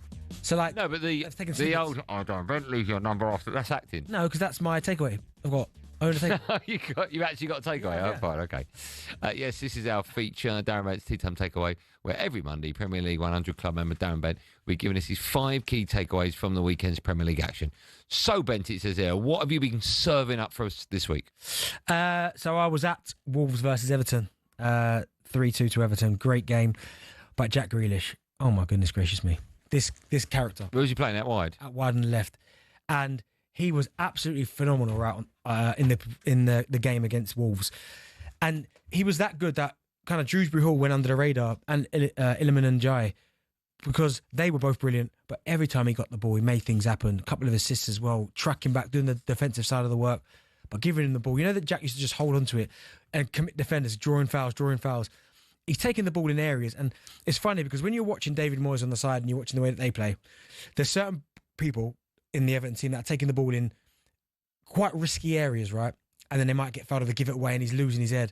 Whenever Jack dropped into one of those areas, he was just calm as they like, because he's either going to draw the foul or he'll get himself out of it. And he was just absolutely outstanding. I think if it had been 2 weeks' time and the English squad was being announced, he'd be in it. He'd have to be in it. Like, he is one of the best players right now in the league. And that's not exaggeration. No, I agree with you. City are struggling. And they could so do with an informed Jack Grealish. They could be, but do you know what? I look at his situation. Sorry, I was going to say, sorry, Benny, that I just don't feel he'd get the freedom. That's the thing. He's giving him. Like, I've looked at him and I look at Cole Palmer, and people go, if they still had those two, but they wouldn't be the same. No, they wouldn't. You're right. Jack's playing with such a freedom that it's so good to see, but he was head and shoulders above everyone. Brilliant. Love to see it. Yeah, great. Great player. What's it like, Molyneux? Nice, lovely stadium. Is it? Yeah. The 4 corners are still open, right? Yeah. Proper old school. Still. But, did you ever play there? Yeah, a few times, yeah. It looks a massive pitch. Show you a volley that scored there. Oh, okay. Is that the one? Yes. That volley. Is it? The goal was scored. That was a Molyneux, yeah. Oh, I didn't know that. Big pitch? It looks a massive pitch. Yes. Do you know, I've always enjoyed going there, not only to work, but even as a player. I like going there. Old school fashion stadium. Yeah. Support was always quite lively in there. I always enjoyed playing there. I like to go to. I never went. I always wanted to go to, obviously, with my dad, but I never went. Yeah, it's lovely place to go. Yeah, I might do that. Might do that. Right, let's move on. Where are we going next, Benty? So VAR steals the show. This is Chelsea 2, Fulham 0. Despite Chelsea securing bragging rights in the West London derby, it was dominated by the decision to rule out Fulham's first goal from Josh King. What a goal, by the way. As VAR thought there was a foul in the build-up from Munez. Marco Silva was left very frustrated by the call. I respect you and your question, but I spoke enough already. Everybody's shocked with the decision. Everybody that is fair looking for that moment is shocked. Our players, they are shocked. A dream moment for a young lad, 18 years old, that is playing at high level and showing his quality. Probably the dream moment for him is to play the first derby against Chelsea as a senior player in a Fulham shirt. Great goal from him, great finish, what a moment from him, and now goes on. And probably I would like to explain him why the goal was allowed, but I don't have the conditions I can show to him. And he's going to understand that football sometimes is not fair. In his career, he's going to understand that. And he goes on to talk. The VAR thing, I mean, everyone that saw that knew it shouldn't have been given that free kick. Disgusting decision. And even the description afterwards, what did he say, a careless challenge? Yeah, it wasn't even a challenge. It wasn't a challenge. Muniz had the ball. He tried to turn. Yeah. Chalobah's foot was there. I mean, I don't know where he was supposed to put his foot anyway. But you can't start chalking goals off for that. I mean, that is the moment they went to VAR, I said, "No, what's going to happen here?" And when's that mic'd up? Because I need someone to ask Howard Webb about that, because it's such a ridiculous decision that every single person who I've spoke to, I've not met one person yet that's gone. What's annoying, and I think Danny Murphy was alluding to this on Match of the Day. What's annoying is when the referee went to the monitor, he had the chance to go, and that's fine. Yeah, and he still didn't. It's almost like they're scared that once the decision has come through from Stockley Park to go against it. Exactly. But when you look at that, there's no part of that that's a foul. It's awful. And Josh King was so good as well. Yeah. And what annoyed me was when VAR come out, when Howard Webb come out and said, in the apology, it was VAR made a mistake. And it was like, no. VAR didn't make the mistake. No. A human made the mistake. Yeah. It weren't VAR, because the referee had the option. It's different if the VAR made the decision and the ref didn't check it. Yeah. The ref went over there and with his own eyes still thought... See, that's what's worrying. But also as well, I hate the fact when there's a still image on the screen already. It looks awful. It looks like stamped on it. Because you go...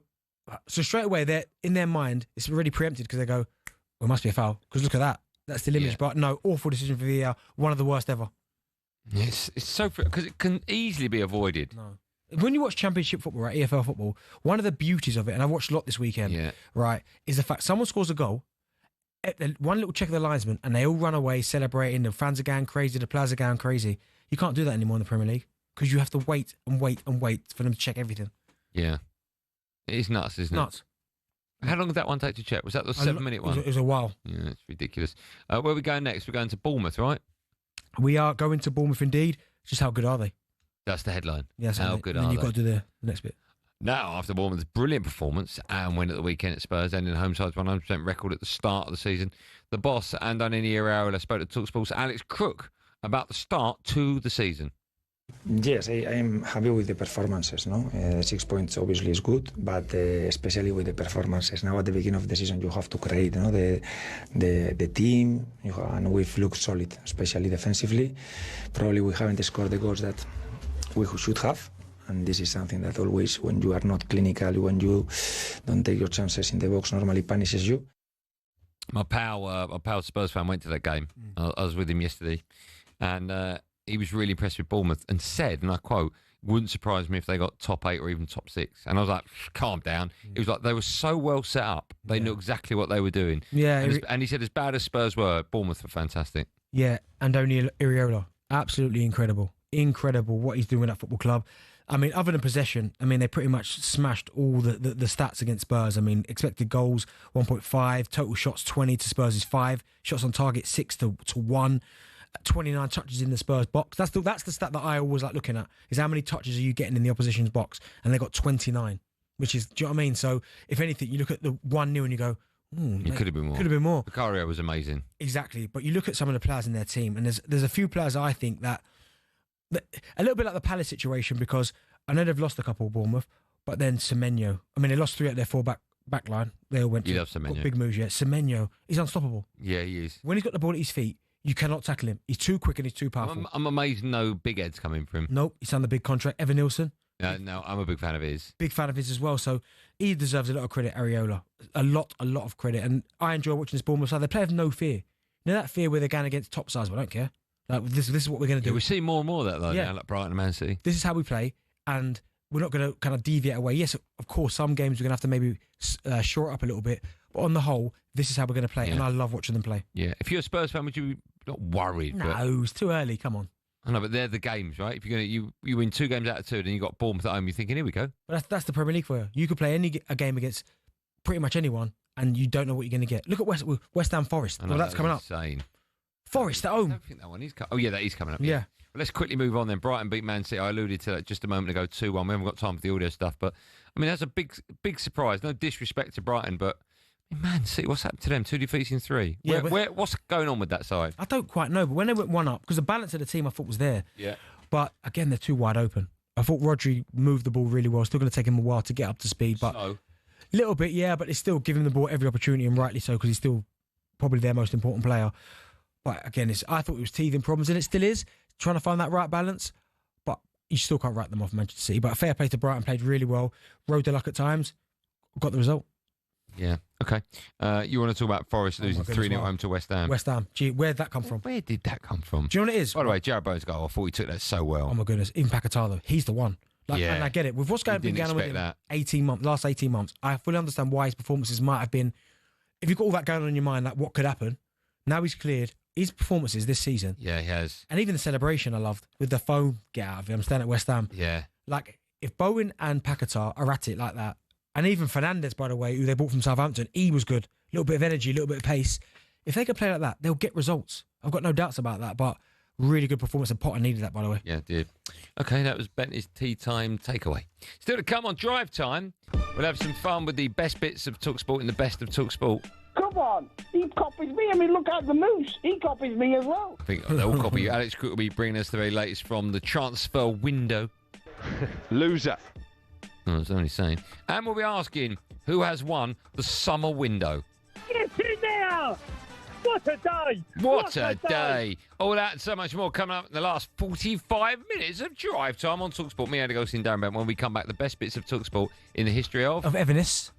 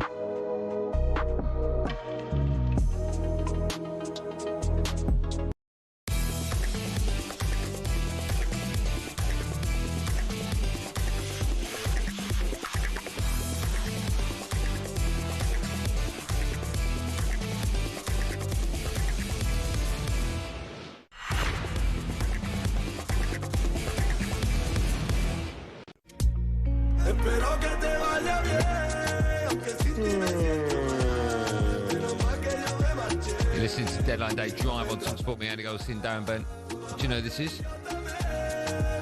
Sergio Ramos, is it? Sergio Ramos, yeah.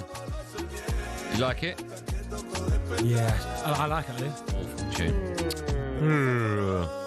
tune. Join us now in the studio to give us their reaction to that song. He's a man, he's new to Deadline Day, so just bear with him. Mr. Deadline Day, Jim White is here. Hello, Jim. Hey, Andy, how are you, mate? Good to see all you. Good, Darren? All good. Jim, all good. We've also got talkSPORT's chief football correspondent, Alex Crook, with us as well. He's the man. He's the man. We're good. Are you all right? Danny Murphy's meant to be alongside you, but I'm guessing you're not on to 6:30. He'll be 25 past 6? Probably, yeah. Oh, okay. Who needs Danny Murphy when you got you two? Well, he might have a view on Mark Guehi and whether that move is going to happen or not. There's always a story on Deadline Day that dominates and becomes a saga right up until the window closes. I think it's going to be Mark Guehi tonight. He's completed his medical, or certainly he's undergone his medical in London. £35 million fee agreed between Liverpool and Crystal Palace. It would complete an unbelievable window as far as the champions are concerned. But because Palace look like missing out on one of their targets, ironically from their arch rivals, Brighton, Igor, looks like he's off to West Ham instead of Palace. This Guehi deal is in the balance. Now, weirdly, Palace sources seem a bit more confident it will go ahead than our Liverpool sources at this moment in time. But, I mean, again, put yourself in Mark Guehi's position. You've waited until the final day of the window. You've conducted yourself brilliantly and professionally. You do your medical. It's all agreed. And all of a sudden, because another player doesn't want to come, it could be off. Do you know, he's probably going to be gutted, but I look at him as a character and I almost feel like he'd be one of those that goes, okay, if the move doesn't happen now, I'll get on with it, play my football, and I'll move next season. So I don't think he'd be one of those where he throws toys at the pram. I just don't think he's that type of character, but I think it'll get done. Jim, you've probably closed most, if not all, of these windows. Yes. This is one of the most exciting I can remember for a long, long time. Well, I mean, it's been amazing for a variety of different reasons, Andy, but Liverpool have dominated it. And it seems that it wasn't that long ago that Jurgen Klopp was saying, we can't compete. Because the others, like Manchester City, can spend, but we can't. We've got to make do with what we've got. Over £400 million spent, breaking the British transfer record not once but twice. I mean, you have to ask, on the 1st of September, have they cemented their title defence already? I mean, is it done? Because who's going to take them down? I mean, on paper, they are without doubt the strongest. I mean, we don't know what's going to happen over the course of the season, but they look such a great bet for it now. Oh, can I ask, Crookie, do you expect, because you sometimes, not usually, sometimes, you get to sort of half an hour, 20 minutes before the deadline. We're coming up to the deadline. We've got just over an hour, right? Do you expect a deal to materialise that we've not even got a sniff of yet? Or are those days gone, do you think? No, I don't think those days are gone because it tends to happen on deadline day. The one club I had a suspicion might spring into action late are Chelsea. And it wouldn't be the first time they've done that in recent years. But because they've sanctioned Nicholas Jackson going out on loan to Bayern Munich, I know they've recalled Mark Guehi from Sunderland, but he's still young and raw. I just wondered if they might explore the market to maybe bring in a new forward. Because Liam Delap is going to be out for at least 8 weeks. It could be longer. It sounds a really nasty hamstring injury. Okay. Jim, just going back to what you and I were having a talk about in the break, we've just seen that Donnarumma looks like that's going to happen. Agree in personal terms with Man City. Yeah. But Liverpool, there's no doubt about it. They look strongest. Do you think that Liverpool could go the whole season unbeaten then? Yes, I do. I do. Of course, Alex and I were talking about what our first choice Liverpool 11 might be when they come back after this international break. It's absolutely awesome. And they could follow it up with a second 11 that wouldn't be far off it as well. I mean, there are so many questions going into tonight as well. How come Aston Villa have toiled because of PSR and they have toiled big time here? How come, I mean, Emmanuel Petit, a World Cup winner, was in the studio this morning, Andy, saying, get Emiliano Martinez in as your goalkeeper, United. Set him into that dressing room and boy, he'll tell a few home truths to some of these United players because he's like that. He's a big-time player. And yet they've gone, it would seem, for a 23-year-old Senne Lammers in an £18 million deal from Royal Antwerp and no Emi Martinez. So many questions, Alex, remain unanswered on that. I just do not understand that. I thought that would be a boost to Manchester United to get Martinez in. No disrespect to the boy Lammers. And not just that, there's also a question mark, I think, about the fact they've not gone for a midfielder. Obviously, there was a lot of noise around Carlos Baliba. We were quite quick to shoot that down, actually, on talkSPORT and say, look, that's not a deal that's going to happen in this window. Brighton had no intention of selling him. But clearly the fact they've gone after Belieber tells you they know there's a problem there. At the moment, Bruno Fernandes is playing out of position as a number 6. Why have we not gone in for Adam Wharton? Again, I think too expensive to get out of Palace in this window. I mean, they can't afford to lose Wharton as well, can they, Crystal Palace? Not. On that subject, by the way, I've just had a message. Sources close to Mark Guehi confirming that move to Liverpool potentially is in doubt. Right, that's sources close to the player. Wow. Just say that again for me, would you? Sources close to Mark Guehi confirming the move to Liverpool is in doubt as we sit here an hour before the deadline because Palace are struggling to get in replacements. Wow, that's massive. So if Liverpool want him that bad, just send Gomez the other way. Because Palace wanted Gomez and they said no initially. Even just on loan to the end exactly. of the Just get him. Give him. If you want Guehi, give him Gomez. Also, Donnarumma deal ongoing. So again, that's one that could happen between now and 7 o'clock. Well, listen, because that is breaking news, we'll take calls from Liverpool fans when we come back about how big a blow that could be. I did see that as the missing piece. That is the only weakness, as far as I'm concerned, to Liverpool's starting 11. He's at centre-back. So if Mark Guehi doesn't go there, Liverpool fans, how much of a blow and I've got to say, right back to this morning when I checked in with sources at Liverpool, they were saying not 100% we're going to get Guehi. More unlikely than likely at this stage. Then there seemed to be a bit of positivity. The deal was agreed. And now we're almost going full circle. Okay. We'll take calls from Liverpool fans when we come back on that very subject. 03717 22 344. We've only got 30 minutes left. And then we hand over to you, Jim. Yes, we're looking forward to it. And Thank you, Andy. We're not good, but we're cheap and punctual. What you charge? More from me and Benny for 30 minutes. Then we hand over to the superstars right after this. Live on Drive on talkSPORT.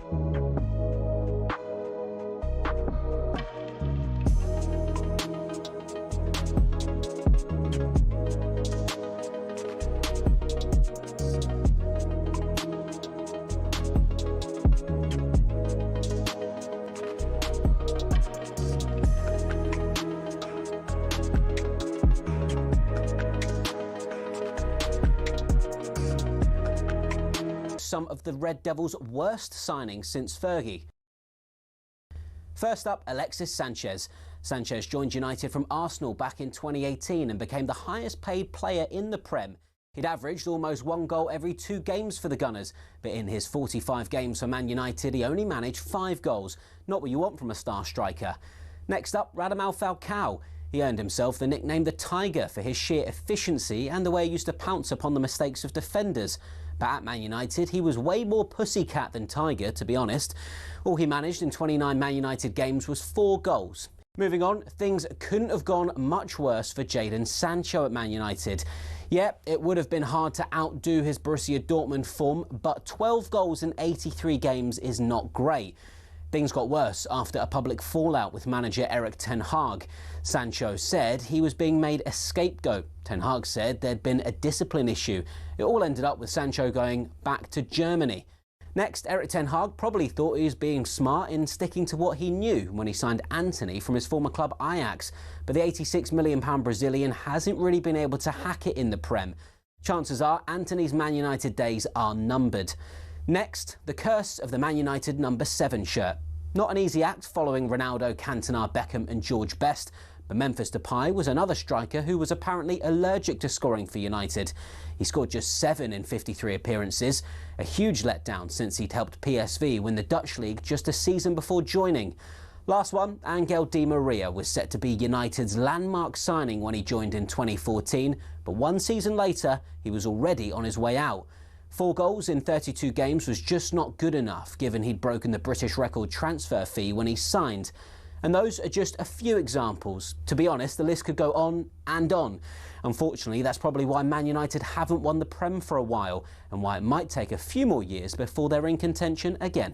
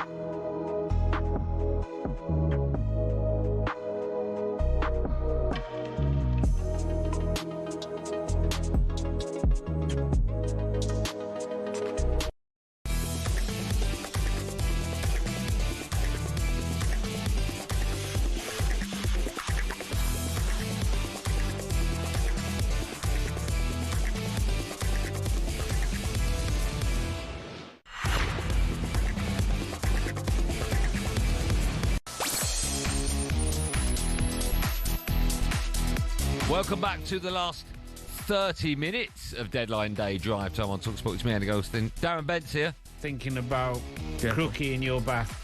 Yeah, I bet you are. And we are less than an hour away from the end of the window, and so far Deadline Day has not disappointed at all.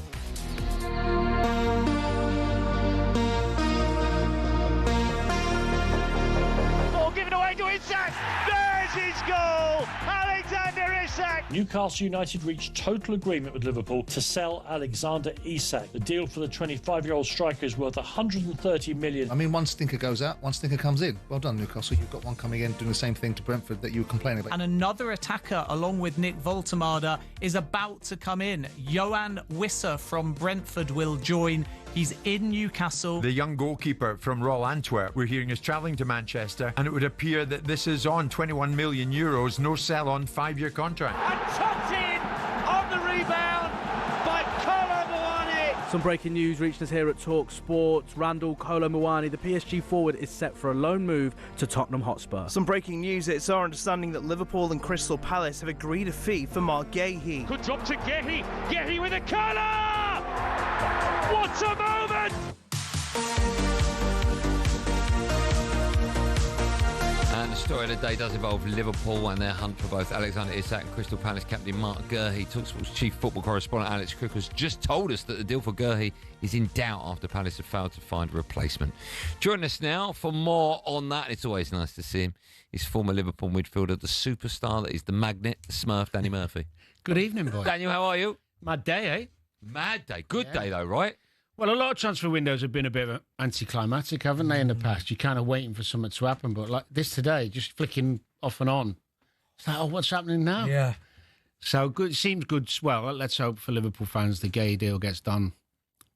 Then you could argue that squad is as strong as any. Yeah, I think so. I mean, they need it. They need it to get. They do need. That is their only weakness. Correct. And I think if he does come in, then it's my god, it's like who literally comes second in that. I know, because they look fantastic. Great, innit? The only thing I'd say with that, and I don't know what you think, Ben, is I've moved late in the window, and you haven't had, like, for example, Isak. We know he's a brilliant footballer, but he hasn't. We don't know how hard he's been training. Yeah, of course. He's not played any games yet.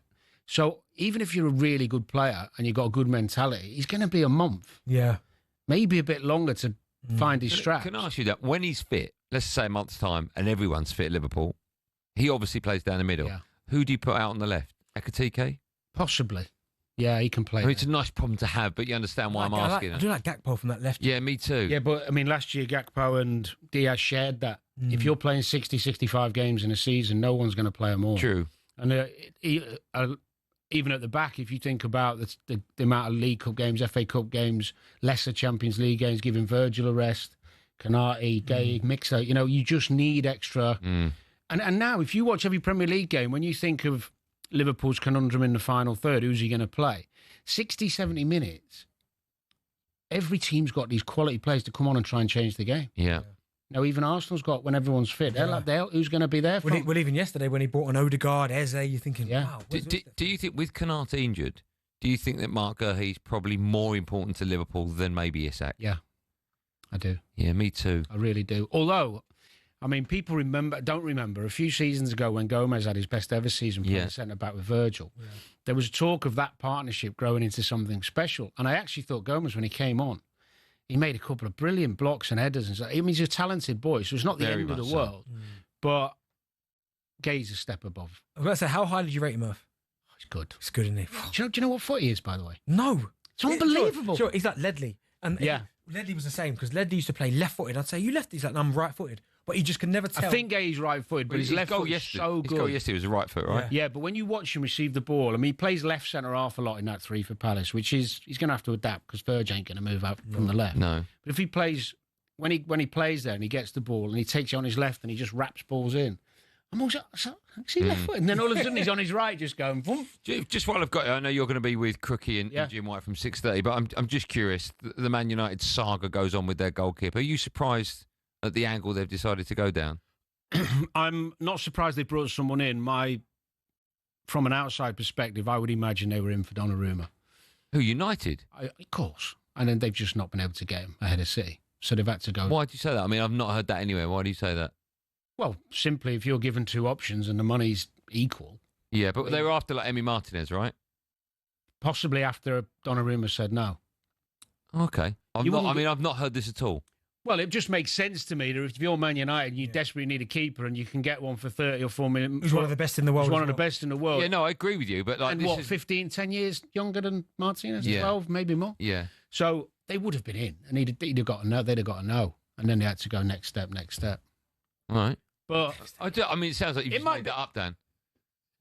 Do you know that? No, but I've heard. No, hold on. Do you know I don't that? know You do know that, I don't know it, but I think there's a good chance. Okay. What were you going to say? Go on, what were you going to say? There's a good chance of what? I thought earlier on, when it was announced that he was leaving PSG, Man United's name was the one. I was praying we'd get him.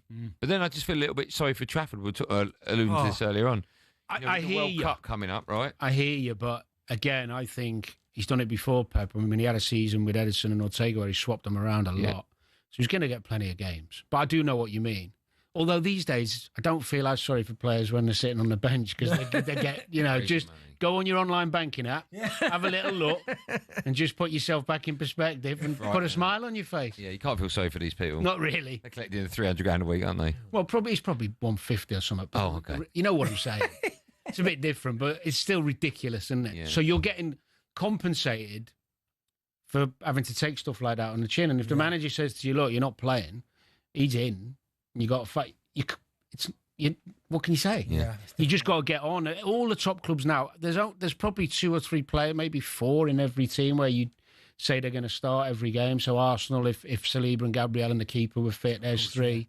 Rice probably, but even Rice will get the odd rest. Yeah, Most teams now have 5-6 players that you're always rotating. The strength in depth's ridiculous. Yeah, although Arsenal never rotates Saka. He's got to get injured. Rule now, though.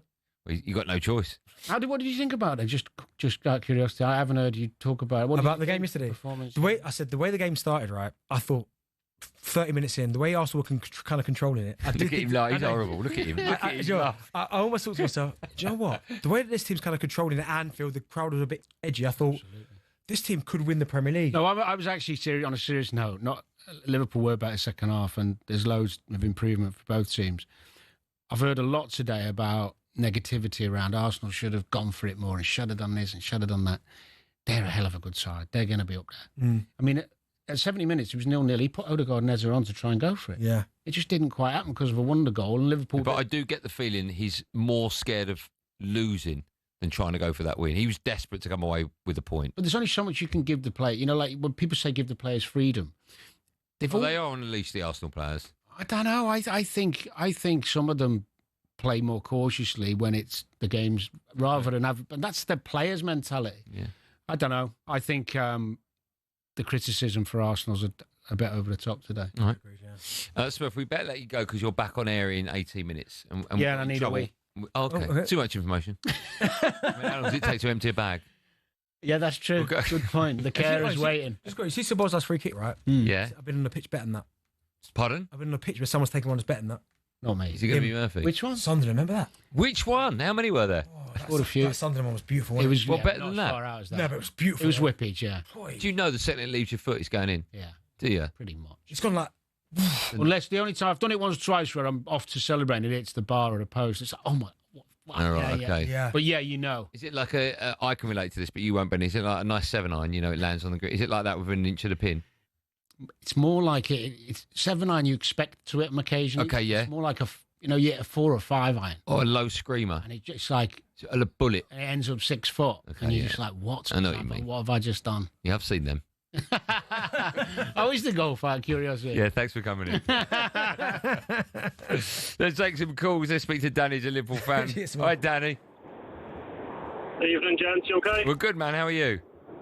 Yeah, all good. Well, what a day to be a Liverpool fan. Yeah, we're hearing the Guehi scenario is in the balance, but personally, when a deal gets that close to being done, I think it will get over the line. So this is just my view. I don't think you've got anything to worry about. And if he does join your club, I was just saying to Danny Murphy, I don't know if you heard it, I can't see a weakness in that side. It looks fun. It pains me to say a phenomenal Liverpool squad.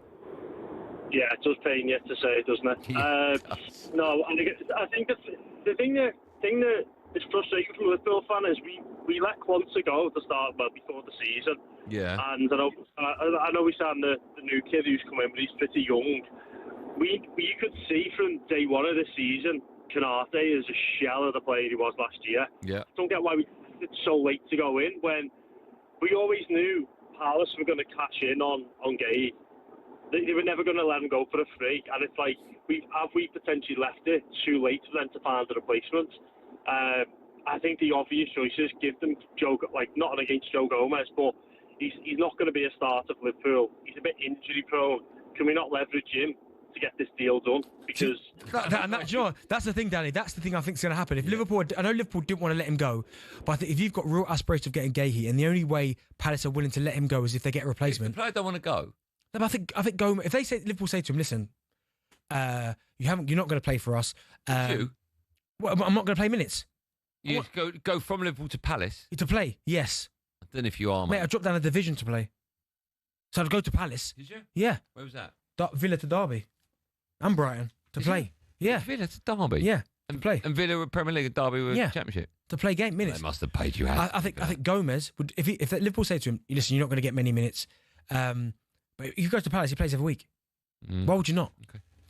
We'll take more calls on all the above in just a moment. 0371 722 3344. And then at 26 minutes past, no later, Benny's got to get a train. We'll land over to Jim. Honestly, you're an idiot. You're an idiot.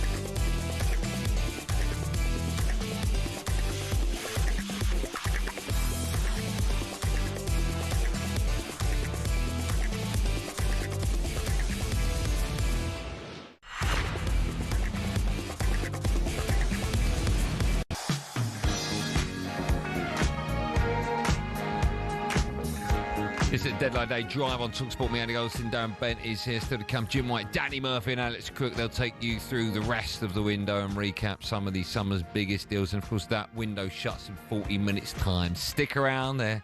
Could still be a few movers and shakers. In a moment, and Neil will be joining us in the studio. Is that right? I'll just tell him now. I'll have a cup of tea. What do you want? Coffee? Yeah, please, yeah. One tea, one coffee. Thanks, Neil.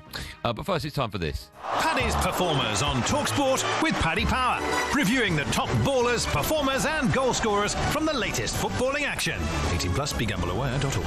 Yeah, it's time now for Paddy's Performers in association with Drive's official betting partner, Paddy Power. Today, we're looking back at a great weekend of Premier League action, nominating the players we think made a difference and were Paddy's Performers. I'll go first. I've gone for Bruno Fernandes. Yep. He stepped up. Last time he took a penalty, he missed it. So there's a lot of pressure on him, even though the manager wasn't. Well, no, last time he took a penny, scored 2. What? The shootout, Grimsby. No, but, you know, in a league game. Yeah. It cost us to step up in the 97th minute as calmly and as cool as I just think you could tell his enthusiasm, his love for Man United. Come on. We need players like that. I love him. Bruno Fernandes, that's how you say it, by the way, is my Paddy's Performer of the Week. Shock. I've gone for Lucas Paquetá. Thought he was absolutely outstanding for West Ham against Forest. Scored a good goal. Love the celebration as well. The phone to the ear. Nah, I don't want that. I'm irons through and through. Some really good. The badge, I like that. Yeah, there's quite a few good performances. Jared Bowen, but I thought Lucas Paquetá just looks like he's got his mojo back. So yeah, he was my Paddy's Performer. Okay, Man United's next outing is against Man City. United to win is 7-2. It's 3.5-1. And Lucas Paquetá, no one really knows. West Ham v Spurs. What a game that would be. There's no odds on that. It just says the game. There you go. That's Paddy's Performer for today. Catch up with the latest odds at paddypower.com. 18 plus only. begambleaware.org. Paddy's Performers on talkSPORT with Paddy Power. Reviewing the top ballers, performers and goal scorers from the latest footballing action. 18 plus, begambleaware.org. Now, of course, there is deadline day drama as Mark Guehi's move to Liverpool could fall through right at the end. Stay with us on talkSPORT as we're taking you right up to the end of the window. Joining us now in the studio is the assistant to the chief football correspondent, and Neil Candola joins us in the studio with the Zara jacket on. Yeah. How are you, Neil? You look wonderful as always. You smell good. Thank you very much. Very hair good. Looks good. What you got in your hair? I've actually got Andy Goldstein Special Clay, so that'll be out soon, everyone. Clay or paste? It's paste, mate. No, but the new one's clay, isn't it? No. Paste. It's golden paste. You had one job. Come in and say the right thing. Job. What's happening? Where are we going? What's the latest on Mark Guehi? So much to get through. Of course, after Palace missed out on one of their transfer targets in Igor, that has put this into a bit of, not doubt, but a bit of speculation in terms of what will happen with Mark Guehi.